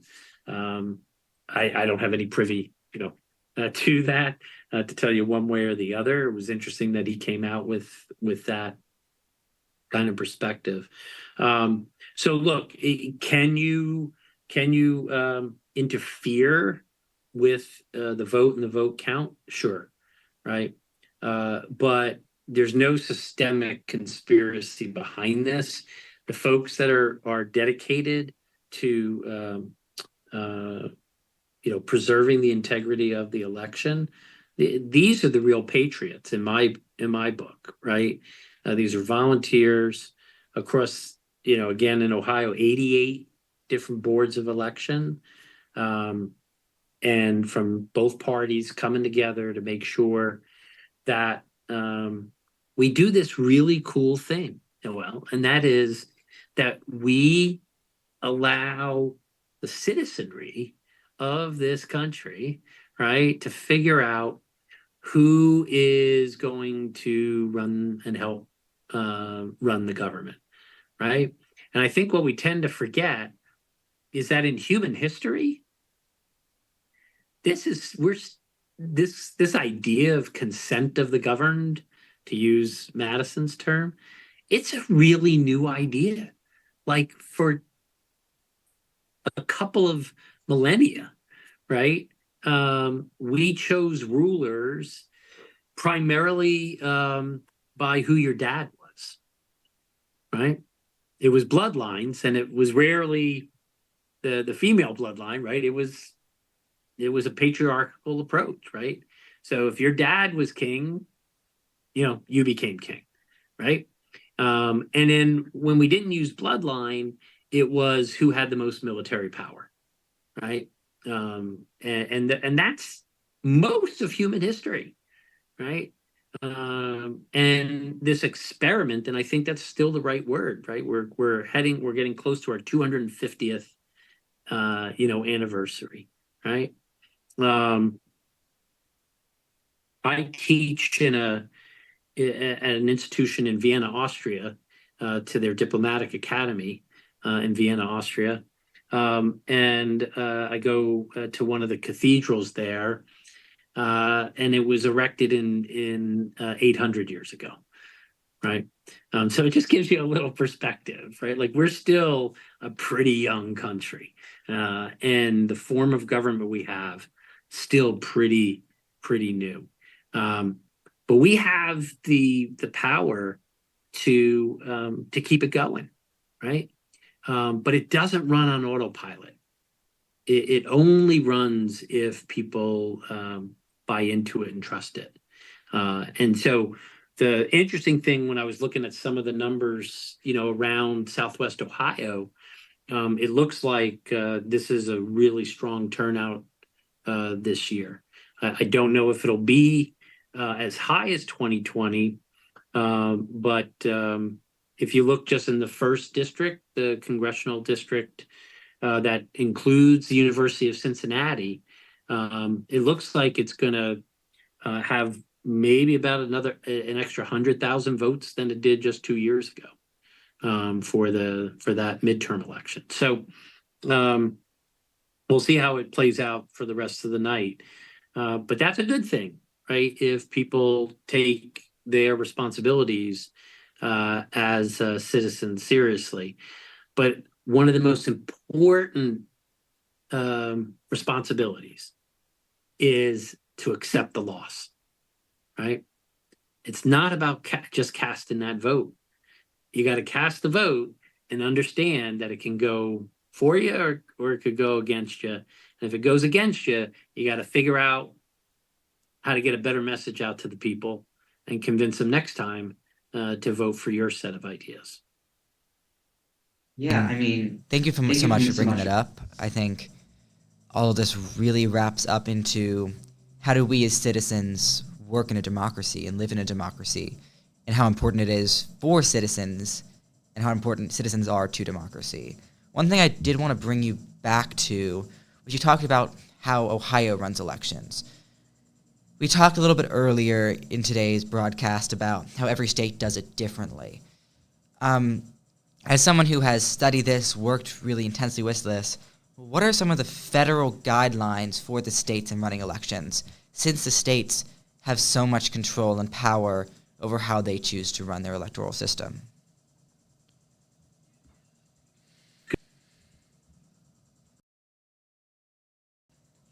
You want to get it better, right? And seeing that's been made available to states through block grants to upgrade their equipment, to upgrade their security practices. So you're right that when I say Ohio's a gold standard, doesn't mean that everybody meets that same standard, right? But we also knew what kind of states are going to be kind of in the mix of being the swing states, the ones that are purplish rather than red or deep blue. And they have taken advantage of that federal funding in the last 4 years to improve their systems. The other thing too is that we have to remember is that we were in a pandemic the last time, right? And so, you know, when people are talking about, oh, the early vote may be down or there's less mail-in ballots, we may be going back to sort of a norm. I kind of like the idea that a lot of people are showing up today to vote, right? I that may just be old school, right? But I kind of like let's have an election all kind of converge towards a day. So the fact that we had so many mail-in votes in 2020 because of the pandemic, a lot of these states weren't ready for that. We couldn't process those, right? And again, it's about processing them to be careful. And so, you know, we had what? Where are my numbers from? Make sure I get them right.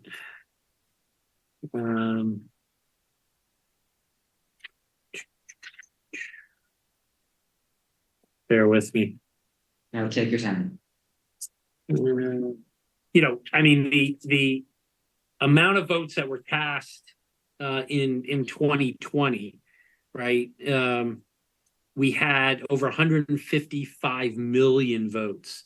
If you go back the previous election, it was 128, right? So there was a massive turnout, but part of that was because people took advantage of like voting for mail because it sounded like a really good idea because I didn't want to go out of my house because of COVID, right? But that was, you know, 27 million extra ballots that needed to be counted. And the system wasn't ready for that. So I think the system has caught up to that. I don't know that we're going to have that kind of turnout. You know, previously, you know, Biden had gotten 81 million, Trump got 74 million. The previous largest vote prior to that was Obama in 2008 at 69 million, right? So that was a big, big jump. And I think that led people to say, well, why is this taking so long? If it's taking so long, there's got to be some something mischievous going on, right? Something, particularly if it was going wrong in the way that that went against my candidate. So I don't think it's going to be as long because we've just figured out how to do this a lot better. But also just from a international context, Noel, Luce, most democracies take several days to get their vote counted, and so we kind of became a little comfortable with the idea that, like, this thing's all going to get decided before I go to bed, and that's not normal in most big democracies. So we'll see if these states break. Look, in 2016, Trump won 6 out of the 7 swing states, and in 2020, Biden won 6 out of the 7 swing states. So, really tight margins in each one, but they all kind of broke the same way. And it's going to be interesting to see whether that, again, happens tonight. I have a sense that that's not going to happen. That it may be more of a 5-2, 4-3 split. So this may be tighter, and everybody just needs to let it play itself out. Absolutely. And for the viewers watching at home or anyone else that's kind of keeping up to date, looking at the map, right now it looks super red. Could you kind of maybe dive into the idea of what we call these red and blue waves and why they come about, specifically from a counting the votes standpoint? Yeah, so you're talking about this notion of like what people call the red mirage. Is that what you're talking about, Noel, from the last election? Yes, exactly. Yeah, so that was within states, right? And so the reason that happened was that at the time, President Trump, now former President Trump, literally told his folks, don't vote early, right? Like, don't use mail-in ballots. And so there just was this massive disproportionate mode of how people voted. Democrats wound up saying, yeah, pandemic, don't really want to go out, we're going to do this mail-in thing. And so Republicans who might have thought about doing that didn't, because Trump was saying don't do it, right? And so what happened was it takes longer to count the mail-in votes, right, than your electronic stuff. So early, the in-person voting day votes got counted early. So it looked like Trump was out to a big lead, right? And then you started counting the stuff that came into the mail, and that was the red mirage, right? Like, it looked like he was winning, but in fact there was this massive amount of Democratic votes that needed to be counted. That's not going to happen. That doesn't seem to be the case. Former President Trump said, go and vote early, vote by mail, vote however you want. But and so when you looked at the numbers, in 6 out of the 7 states, it's pretty even, the early vote, like Republican registered, Democrat registered. The only one that was where it was a relatively decent difference is in Pennsylvania. There was more Democrats that voted by mail in Pennsylvania again this year. So that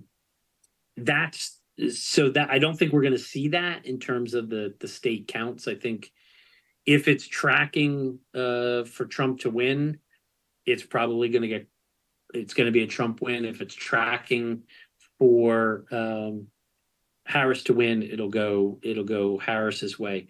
Right now, the challenge is when you see the electoral count right now, those were states that you expected Trump to win in, right? So I don't think there's any surprises yet in what we're seeing in the numbers. So it's just a matter that the states that he leads in comfortably. Also had their polls close early. They're on the East Coast, that's southeast middle of the country, right? And so that just explains why he's got these states called for him. Also, just one other thing, right? Nobody actually, no state certifies their vote tonight. It will take weeks, right, for all states to certify. So the calling of the state is actually by the media, right? And they have a pooled group here that looks at this. And they look at historical trends, they look at key voting behavior, they look at exit polling, who voted what. And so these are projections of who's winning, right? But they're actually not the formal, like, final count of the votes. Some of the states will have those counted by late tomorrow, right? And beyond. Some of the states, like Arizona, might take a few extra days, but I suspect we're going to get, full results much sooner than we did in 2020. It took to Saturday, right? It took 4 days for us to get it before the election was called by raw vote. I think looking at the map, as someone who hasn't been alive for that many presidential elections, at least not ones that I remember, I was always curious as a kid why the map was so red. I remember my mom explaining to me, well, with the Electoral College, Wyoming has 3 electoral votes, while a place like Ohio has 17. It's based on population. And this huge section here, from Kansas, Nebraska, South Dakota, North Dakota, the population there is so much smaller. So that's why places like California have 54 electoral votes due to the sheer number of people there. My question for you is when it comes to cybersecurity, when it comes to getting people the ability to go vote in elections, how do these more rural areas handle that? How do they make sure people are able to make it to their polling stations when that may be several miles away? Yeah, well, that's always been the challenge of the ground game, right? So it's not what cyber has enabled politicians to do is to reach more people with a lot less money, right? So even though money is like everywhere in politics, you can meet people right on their phones, you can meet them on their computers, and so you can feel and actually be more politically engaged regardless of geography, right? So in that sense, less populated areas, one of the impacts of cyberspace is to make them more interconnected across their interest groups and their way of life, right? So they can connect more, right, with folks. But when it comes to voting, that's why Ohio, 44 out of our, I think it's 44 out of our 88 counties meet the federal definition of rural, right? So there's just a lot of so why do we divide up into 88? Just for your exact reason, Lewis, so that we make sure that boards of elections and polling stations are local and they're accessible to populations that may be more rural and more spread out. And then what do you have to do as politicians is you got to make sure, and parties, you got to make sure people get to the polls. And that's what today is all about, is making sure that people who say they want to vote actually take the time to vote. And so parties do a lot of get out the vote motivation. Sometimes they get vans and go and help people, get from church to the polling station. So there's lots of things that traditionally politics does, and that's not changing because of cyberspace in that regard. But cyberspace becomes a tool to organize, right, in a more effective and efficient way. So we're going to see tonight, and over the next few days, if it takes that long, the Harris campaign kind of went old school. So they've got a big cyber presence, but they were really, really invested in get out the vote, knock on doors, motivate people up and through today, right, to go out and vote. Where a larger percentage of Trump's mobilization is being done online through online campaign mechanisms. And so that'll be another interesting thing for us political scientists that become nerdy about this. Was Trump's leveraging of cyber mobilization, did that overwhelm and succeed relative to Harris's ground game? And that's going to be an interesting thing to watch.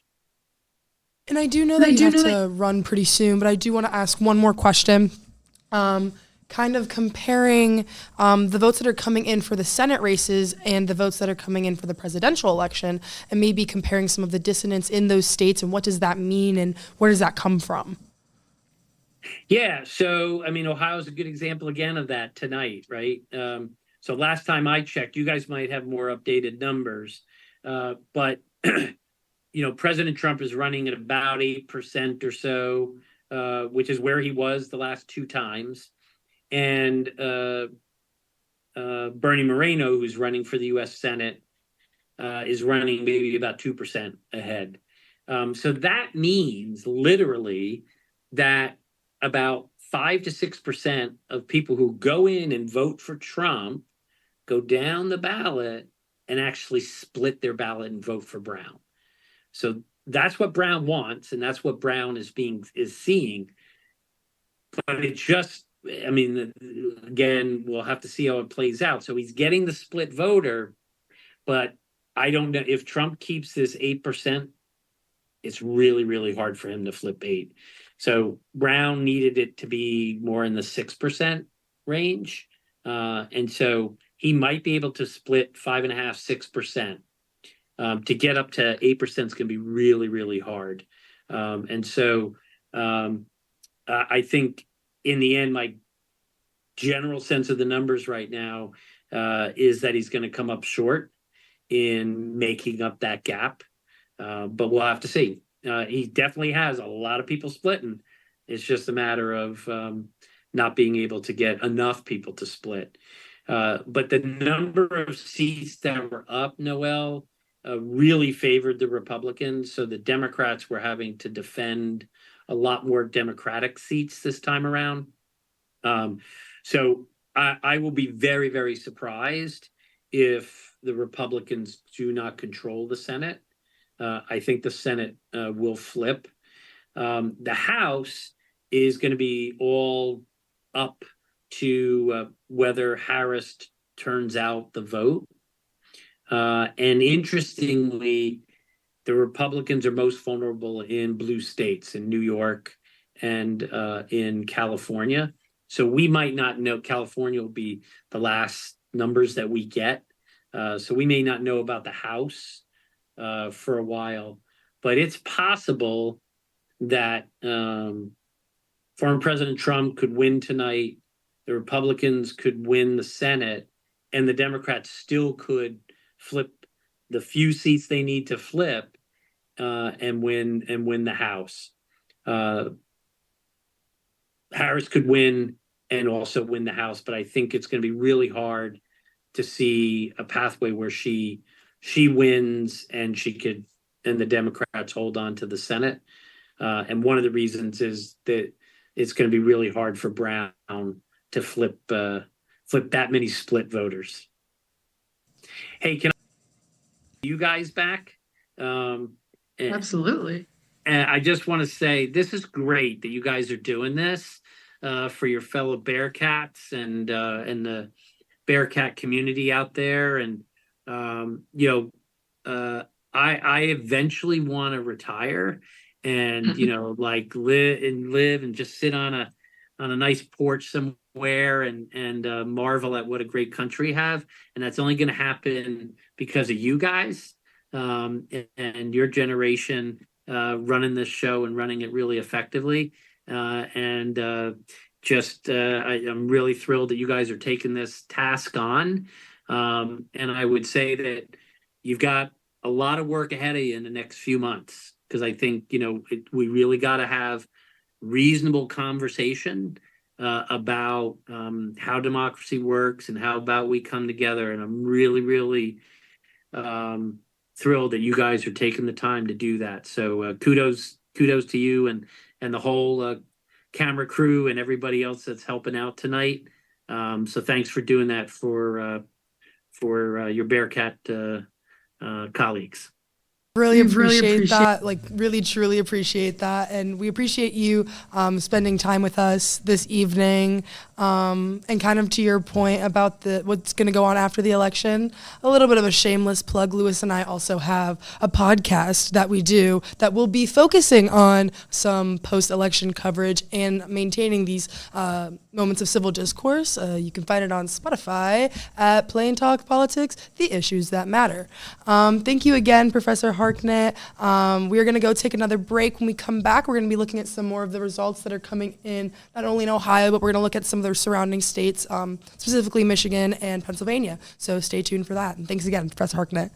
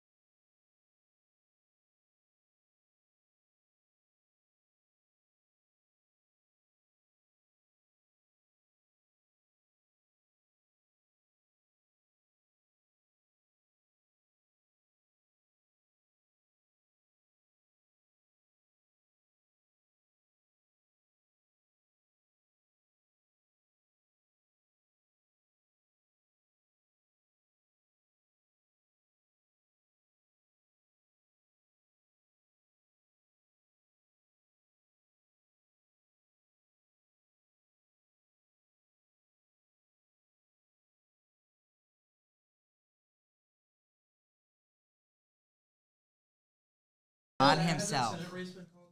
Not No, yet, but it will be. I would call it. Yeah. Bernie Moreno won. Unless His fake ads? unless Jesus himself rises again, Bernie Moreno's won. After that, he belittled single mothers ads. I feel like that would be pretty devastating. You think? People don't give a shit about You single think? mothers. They care about destroying trans lives. I'm not lying. A vote for Sherry Brown is not a vote for you. It's a vote for they.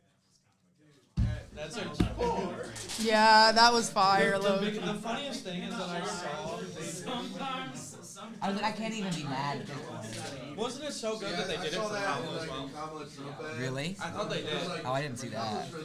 Yeah. for you, and I was like, Yeah, they did it for saying Trump that ad. Trump is for a single person, while Kamala's for more people. For everyone. And the The non-binary line was people. so much of a bar Yeah. that they did it for a Trump ad. For the- And then I saw the two people that they showed react to it.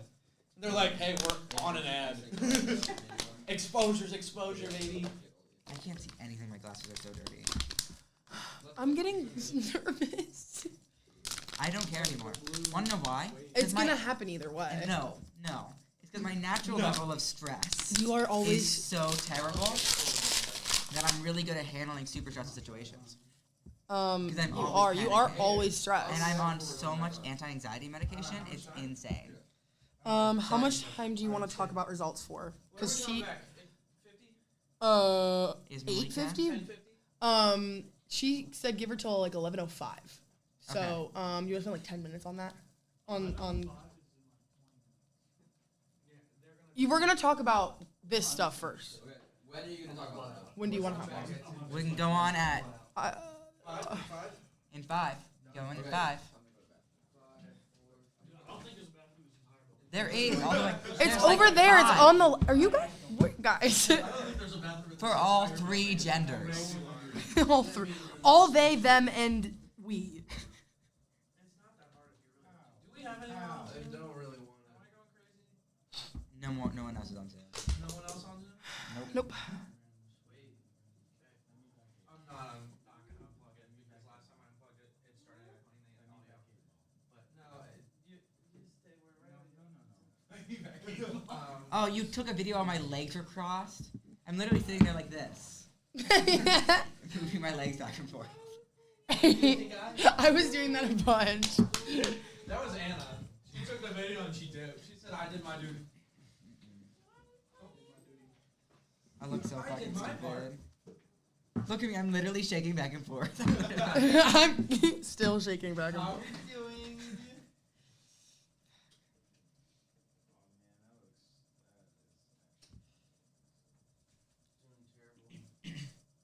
You literally are like this. Yeah, I know, it's bad. I also never gave you guys my written permission to post about me, so better but be sued. we've been doing this. My hands are against the wall. Hands in the air, I don't know. Where else do you want to talk about Kentucky? I think we should talk about Kentucky and then be like Northern Kentucky because so many people here are from Northern Kentucky. Yeah, Michigan, and Pennsylvania. Yeah, I have Michigan, Ohio, PA pulled up. I'll pull up Kentucky.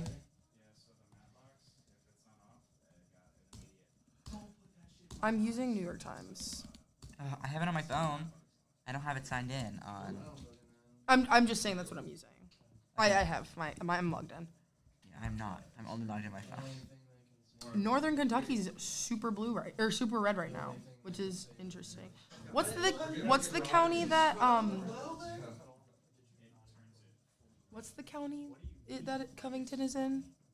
In Newport? It's up here. I know it's up here, but it doesn't tell me. It's one of these. It doesn't show. I got you. Just you wait.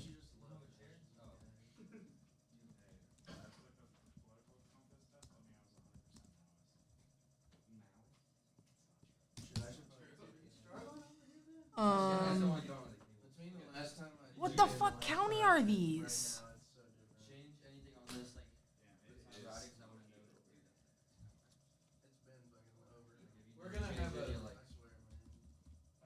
You not been hearing us? Wait! There ain't no fucking waiting. Okay, it is called. What did you do this morning? Boone, Boone. Kenton, and Campbell. Okay. Kentucky's all red. Not Yeah. one of them's blue. Yeah. Well, I was just curious because a lot of people, like Northern Kentucky, is more liberal. Yeah, but also look at these crazy lines, district lines. How bad are they on the gerrymander list? Not as bad as us, I don't think. I mean, like proportionate looks even. It's just the squiggles that I'm like. Well, I see squiggles and I think Montana, Idaho. Like, why did Montana take a bite out of Idaho? Low-key. Why don't we just make that line straight like the rest of them? The most gerrymandered states: Ohio, Pennsylvania, West Virginia, Kentucky. Just kind of like looking into the policies that have affected that, and where that might be going.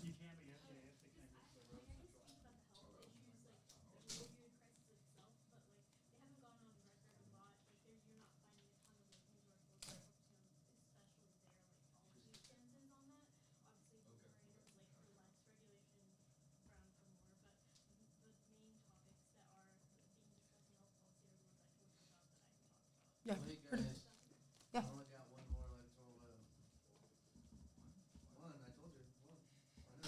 Wait, no, I'm nonpartisan, guys. Not partisan, actually. Me sitting there on the video.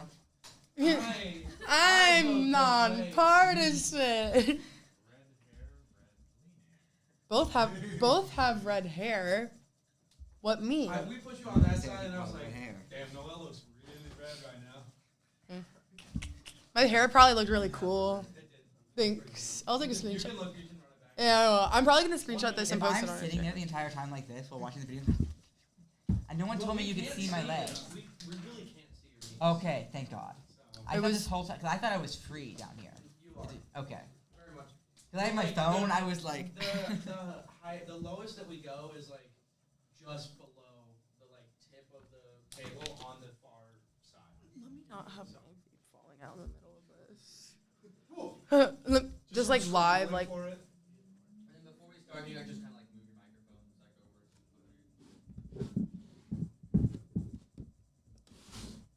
over. Like here? Yeah. Is that our? Yeah. Malika. Yeah. Desiree. She can come in.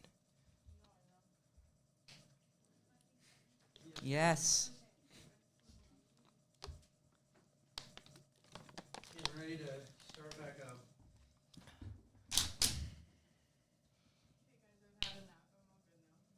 A nap? She had You had a moment. That was not a nap. You don't get to call that. You deserve a nap. I walked out and I was like, oh yeah, we are probably the only people in this building. Oh yeah. No, there's probably someone in a study room somewhere. We're gonna go over some of the results that have come in, and then we're gonna have you introduce yourself, and then we'll get into. Am I on camera for this portion? Not You're not on yet. camera when you talk. Yeah. Okay, that's it. All right. When we go to this camera or that camera, you won't be able to tell. But when we do, you're on camera. When we're on that one. On that one, you're on camera. Okay. So when we talk about the results, because I want this to be in here, so should we have her in? Be on camera. So we should introduce her first. Got you. And you don't have to stall because I'm not gonna be able to do research here, so that's fine. Okay, cool. Are we ready? Mm-hmm. Yeah, back here. Could you pull the microphone just a little bit closer to you? Yeah, that's perfect. Thank you. All right. Are we ready over here on this side? Cool.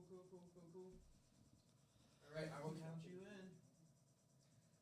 Quiet on set.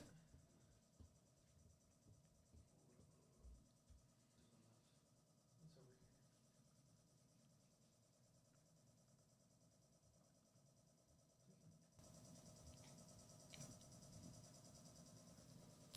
Hello, everybody, and welcome back.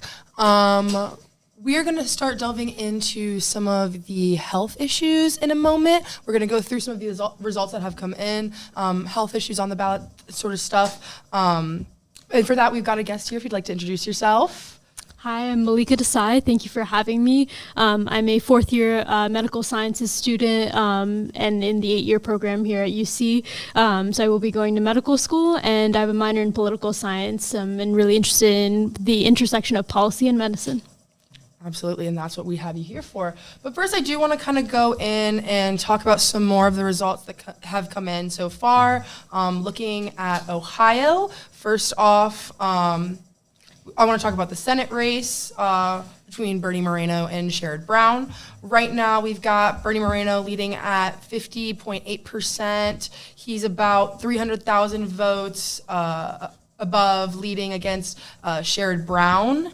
And as far as the presidential election, we have got 89% of the votes in thus far, with Donald Trump leading at 55.7%. We're using New York Times right now, and New York Times has called the presidential election in Ohio for Donald Trump. We also want to take some time to look around at some of the other surrounding states, specifically Michigan and Pennsylvania, as they are, some of the bigger swing states. Looking at Michigan here, they've only got 28% of their votes in so far, but they do have Donald Trump leading over Harris. Donald Trump at 50.9%, and they've got nothing really going on senatorially. And then looking also at Pennsylvania, they do have a Senate race going on right now, and with 65% of their votes in, they've got their Republican nominee, Dave McCormick. He's leading Bob Casey, their Democratic nominee. Only about a couple 10,000 votes, couple dozen thousand votes, something like that. He's leading at 49%. Bob Casey's trailing real close at 48%, and they've got a lot of votes left still to tally. So looking at the Ohio and Pennsylvania Senate races, these are really important to what can be done during the election, post the election with whoever wins as president. Whoever has the Senate, whether that be Republican or Democrat, has a lot more control over what policies they are able to implement. So right now in Pennsylvania, we can't really call who's going to win, whether it'll be the Republican or Democratic candidate.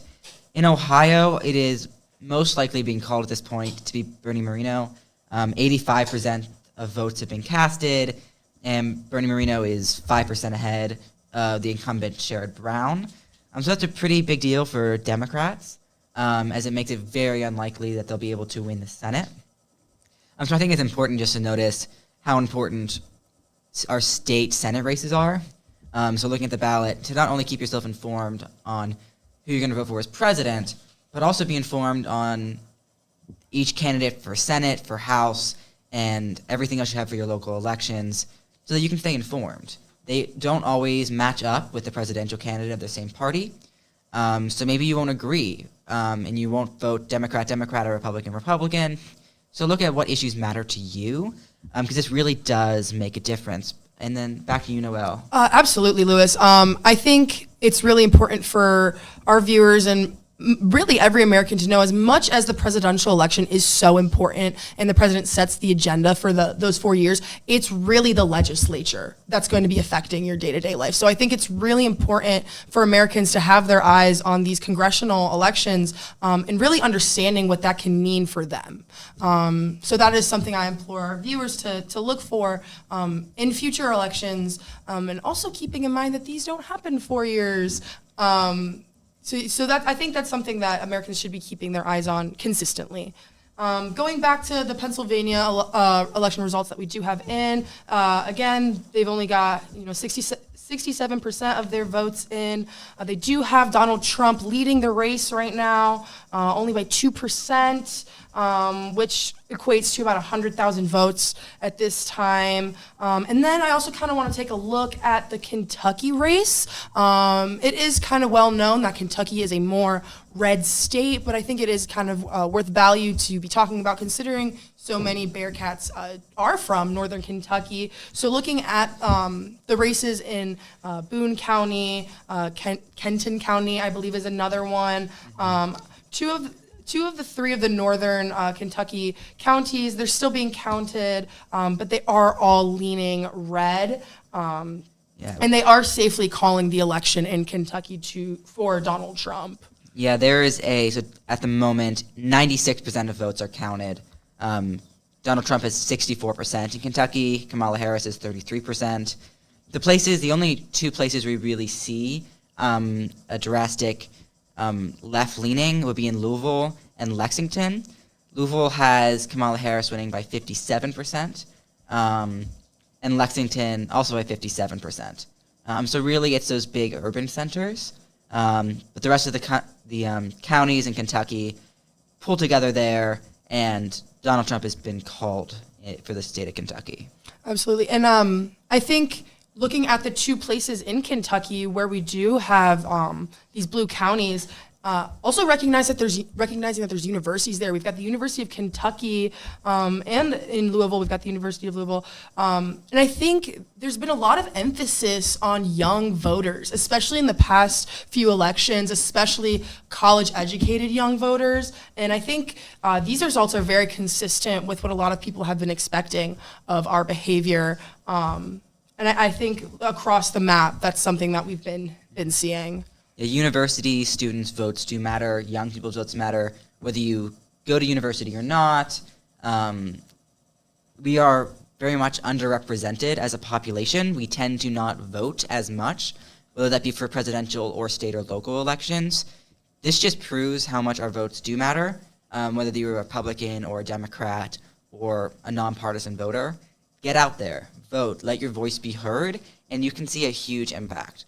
I mean, despite the fact that Kentucky did go to Donald Trump, if you look at the map and you pull up the map of Kentucky, I mean, the massive differences that these two universities and two urban centers made really does show the effect of young voters. 100%, 100%. I do kind of want to pivot now over to Malika, start talking about this intersection of health policy and how that works with these elections and how those kind of come to the forefront every 4 years. And if you could provide any insight on that.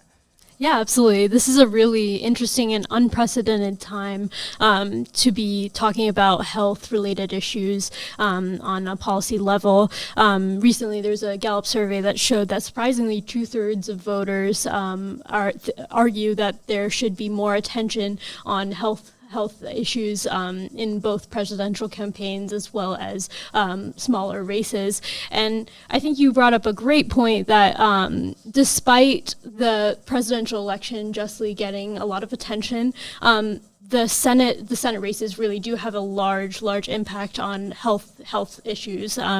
We're seeing, even in the case of abortion, is normally the first topic, very rightly so, to be discussed in this election. And we're seeing that the kind of trajectory for both platforms really does hinge on the Senate in some regard. For example, with the issue of abortion, Vice President Harris has really pledged very publicly that she would sign a bill into law that would codify universal abortion access, and that is a fundamental right. But that's not possible without Congress and getting that through the Senate. So even if she did win the election, she would really need a Senate which is looking slightly slimmer as a possibility. On the other hand, talking about the other platform on abortion, former President Trump has talked about his idea of, especially in Project 2025, he's kind of gone back and forth on his position on abortion, saying that the Florida ban at 6 weeks is rather extreme, but not really changing his stance on his support for that. And he's also seen that we're at this point where his supporters definitely are pro actually reviving the Comstock Act. If you've not heard of it, it's a zombie law that has been used to basically argue the ban of mailing medical abortion pills. And so this would basically be a very clever way of circumventing congressional hurdles and not allow for any abortion access on a nationwide scale. So, yeah, just Real quick question to make sure everyone understands. Could you describe a bit what a zombie law means? I know you use that term. Yeah, so zombie law is a law that's no longer enforced. It was for the Comstock Act. I believe it was the late 1800s that it was written, and it was focused on preventing the mailing, like I said, of any abortion instruments or medications. And it was because of Roe v. Wade, that law wasn't really enforced, and it's really in the hands of, perhaps the argument has been for people who side with former President Trump, that he could appoint a postmaster general who would take a stricter interpretation of that former law. So they would begin enforcing the Comstock Act from the 1800s, and that would effectively circumvent Congress and enact a nationwide ban on abortion. So there is quite a lot at stake in terms of abortion, and that doesn't seem like a distant reality, especially based on the Supreme Court's mention of it, actually. While we're on the topic of abortion, which I know is something that a lot of Americans care about on both sides of the aisle, and I know there's a lot of criticism about how it's been handled by both parties, by both of the previous presidents. A lot of people were saying who were against Trump's views of it, that were also critical of Biden not taking as much action. How do you think that this enhanced rhetoric about abortion and holding both candidates accountable for both viewpoints, like how do you think either candidate, whichever one gets elected, will handle this, or how in that kind of regard?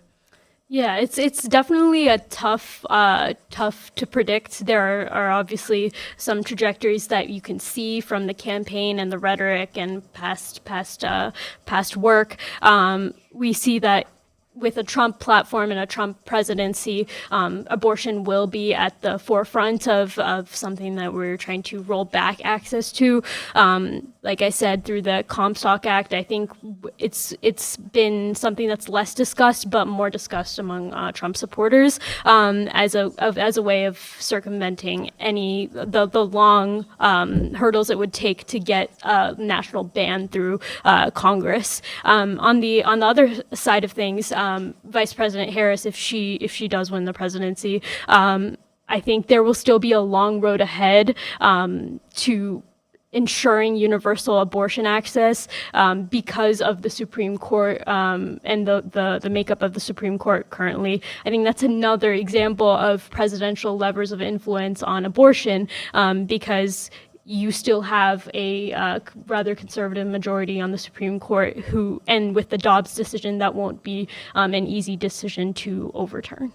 Absolutely. And kind of talking about that long road ahead and the criticism of a lot of Biden supporters and Democrats and general abortion supporters that were confused about why there was a lack of call to action after the Dobbs decision. Can you kind of explain what that road looks like for codification? What does codification mean? Mm-hmm. Yeah, that was a concern I had initially as well, and I think from either perspective, you could argue that why hasn't there been more response from the Biden administration? I think part of that is due to our checks and balances. The Dobbs decision is not something that it's a case that basically overturns Roe v. Wade, and we see that we would need Congress to put forth a bill and get it through the House and the Senate in order to even get to the president so he would be able to sign it. So that's why, like you mentioned earlier, it's so important to vote and to have people who you see as representing your ideas on various issues in both the House and the Senate. Yeah, and then coming from your perspective as someone who plans on working in the medical field, who works in the medical field now in many ways, what is it like and how does the election affect you and your work when it comes to all these policies surrounding the medical side of things and what a doctor can and cannot do? Yeah, absolutely. I think the answer lies somewhat in your question. I'm obviously a student. I'm still learning a lot, but even having worked as a patient care assistant here at UC Health, I've been able to see so many stories of women who have either in the past grappled with the decision to have an abortion, or fellow students who have been, this has been a really important issue to them. And you're right. I think the policies around healthcare are increasing with the amount of divergence that we're seeing in our healthcare system. Whether it's more conditions that need to be regulated, more drugs that need to be regulated. We're seeing that with like Medicare drug pricing and those caps recently. But the policies that the candidates put forth really have a day-to-day impact in our lives. For example, ties the hands of a provider who sees a woman coming to the ER bleeding, and her pregnancy won't come to fruition, but her life is in danger, and there are rules and laws that providers have to face that basically stipulate that they would have to turn away the patient in some states. So a lot of the work that we do is at risk, and what we can and can't do to help someone who's in very emergent situations sometimes is shaped by the policy. So I, along with a lot of, I think, pre-medical students and medical students and professionals from all levels of expertise are really invested in this election and in future elections, because we're realizing how much of the scope of what we can actually do. We have an oath to help people, but we can't do that if what we're doing could potentially be illegal and would be endangering our license. So. I kind of want to speak on, because you began to mention, I know abortion is one of the most prominent and pertinent healthcare topics that has faced an increased amount of politicization. But I do know that there's a lot of other topics and healthcare concerns that are being affected by policy. If there's any others that you would like to speak on. Yeah, absolutely. Well, one of them that has been really major was like I mentioned, the Medicare drug price capping.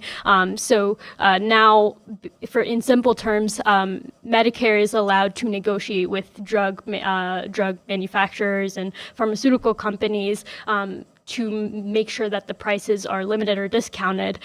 So that's saving a large amount of money starting in 2026 for the American people, and really prioritizing the patient. And that's the argument of the Biden administration when they had this recent law signed. But on the flip side, the Republican platform was that this lowering of prices has a significant impact in decreasing the development and incentive for companies to develop these pharmaceuticals and new therapies because of this lowering of pricing.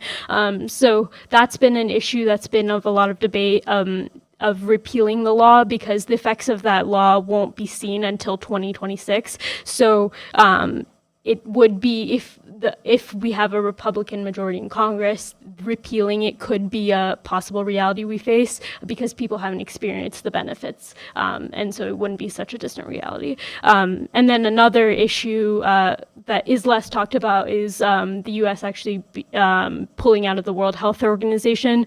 Some of you may know that former President Trump had put in a withdrawal request in 2020 to be for the U.S. to be removed from the World Health Organization, which would mean, among several impacts, that there would no longer be sharing of vaccines and related pharmaceuticals, both from the U.S. and from other countries to the U.S. But on President Biden's first day in presidency, he re-enrolled before that we were actually withdrawn. So that would be another thing that would be up for discussion and would be a possible repercussion of this election. And then other healthcare issues like the expansion of Affordable Care Act's subsidies, which means that the number of people who experience the benefits of Medicaid and Medicare would be at risk based on the level of income that you have to benefit from that. So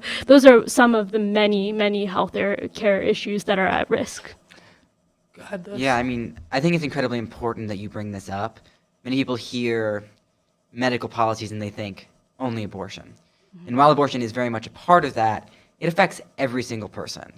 So whether that comes to insulin prices, the drugs you need for your everyday, for survival, whether you're able to get health insurance, which is really necessary in order to get medical care here in the U.S., it's not just a single issue. Medical policy is incredibly widespread, has to do, as you brought up, also with international law and working with the World Health Organization. So it's definitely something to think about in a broader view when kind of looking into your candidates, whether that be, again, in local, state, or federal elections. What are their stances on a wide range of things, and how will that affect you in your day-to-day, especially when it does come to local and state elections, where you'll see those immediate effects quicker and kind of more at your doorstep? Is something to think about. How will they change your access to the healthcare that you need? And then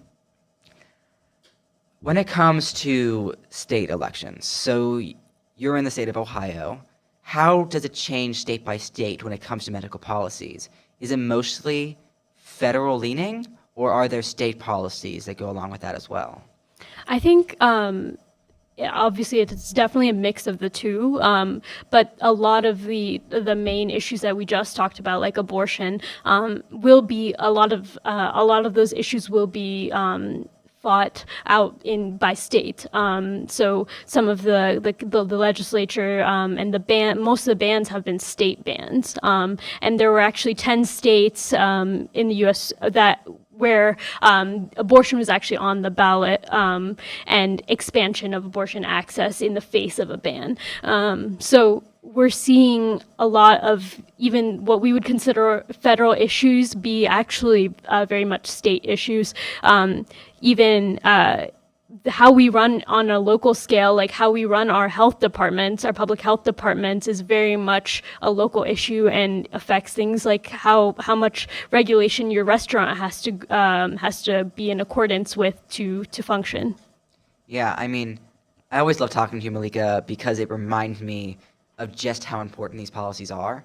Things that I don't think about. When I walk into a restaurant, I don't think of, I wonder who the person is that okayed this, that it's safe and healthy and I won't, get some terrible disease from eating this food.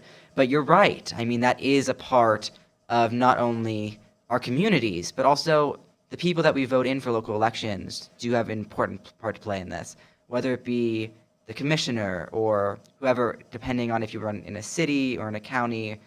I mean, these are all things that are into play. So I love hearing your perspective on that. I appreciate it. And I think you bring up a good point that there is health in all policies. That's a common stance that a lot of legislators are taking, whether it's things like gun control to environmental regulations. All of those things have a connection to our health. So more than ever, voting is important, and making sure your voice is heard is extremely important. Yeah.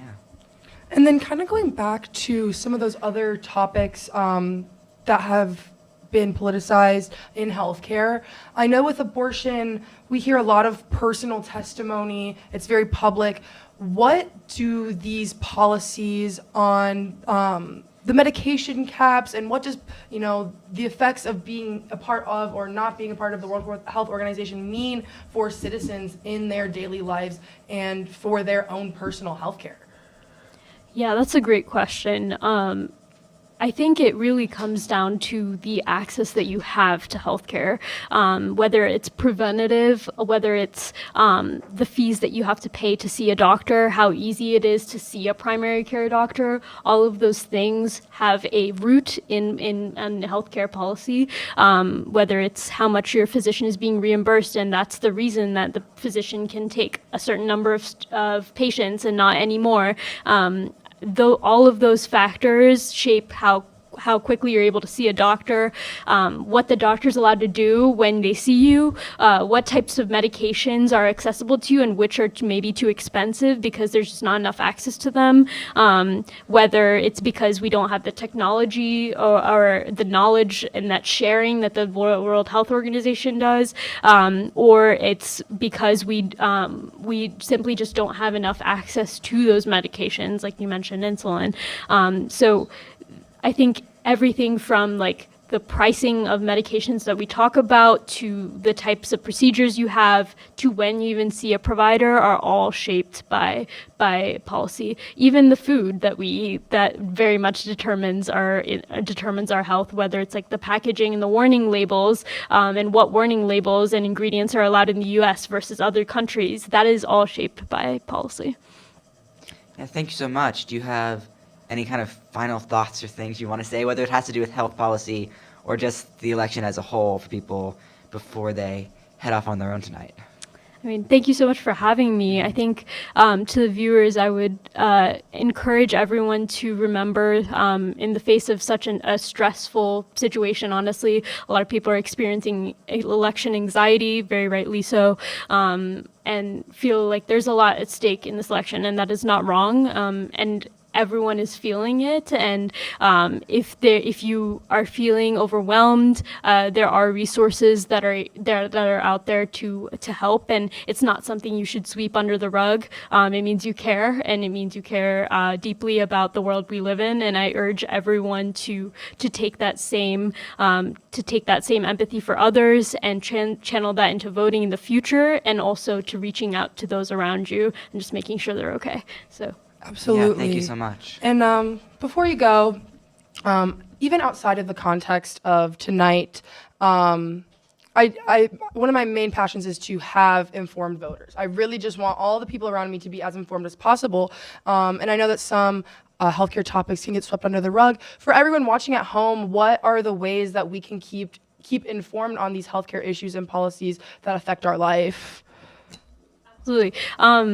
I think I'm still figuring that out as a student, but some resources I recommend is the Kaiser Family Foundation has pretty even-keeled resources about healthcare policy. NPR does a great job of covering it.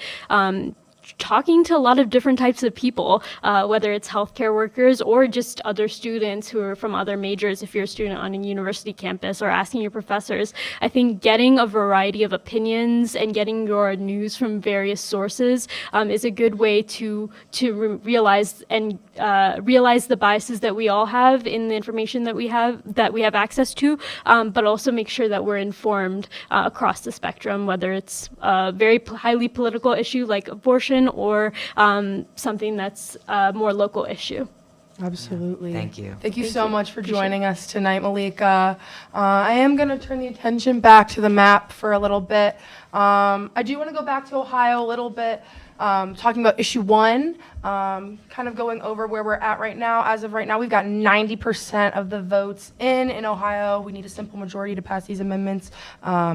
Right now we've got no leading at just around 54%, beating the yeses by just about 400,000 votes. And then some other states that I want to take a look at. I'd like to look at North Carolina. Again, I'm looking at New York Times. They have confidently called North Carolina in favor of Donald Trump at 50.8%, giving him 16 more electoral votes. And that equates to about 100,000 actual citizen votes. They do have a senatorial or a governor race going on. They are confidently calling it to their Democratic candidate, Josh Stein, winning at about 55.2%, which is one of these examples of the political dissonance with them voting in Donald Trump, but voting in a Democratic governor. They do also have a couple of House races going on, and those seem to be pretty 50-50 right now. I think that's really exciting to see for North Carolina, where you do see that ballot splitting. The fact that Donald Trump won with around a 2% difference, but then Josh Stein, their Democratic governor, the person who was running for the Democratic seat in the governors, won by, can you just go down again? I'm sorry. No, that's okay. Yeah, from 55% to 39%. So that margin. means people went through and said, yeah, I want to vote for Donald Trump, but also it's really important to me that this Democratic candidate becomes governor of our state. So I really do like to see that type of thing, really showing bipartisanship, that people can have varying views. You don't have to vote on party lines all the way down. So I think that's really cool to see from North Carolina. Absolutely. Another state I want to look at is Georgia, which is one of the more contested states. They've got 94% of their votes, and New York Times is still not confident calling this race there. Donald Trump's leading at 51%, which equates to just under 150,000 votes. I think it's really interesting that some of these states were quick to call at much further vote counts. I think that just proves how contested Georgia's race is. They do have some House voting going on, and down there it seems to be leaning a little bit more blue, which again is a great example of that split ticket voting. So I think coming on now, a lot of it is looking at these swing states, who these pollsters kind of aren't confident in calling yet. As we brought up earlier, there were some states that had 0% of vote counted, but the pollsters already called that it's going to go to Donald Trump just because of the deep-rooted history there. But you see places like Pennsylvania that is 76% of the votes counted, but they're still not confident in kind of making that decision. So that just shows, even though they may be leaning red or maybe leaning blue, it is something that can constantly change. At the beginning of our broadcast today, Pennsylvania was leaning blue. It's now leaning red. Virginia is leaning blue there, but just by a slim margin. So my recommendation for everyone is to get a good night's sleep and check in on the morning. We'll have some more news and a bit more understanding of what's going on and how the next few days will go when it comes to the election results and any recounts that might have to happen. Absolutely. I think it's super important right now. Just take a deep breath. There's no way we're going to be able to find out before you guys fall asleep tonight. So just get a good night's sleep and be prepared for whatever news you find tomorrow. But just know, even tomorrow morning, we won't have any kind of concrete answer. I think that brings us just about done with our coverage for tonight.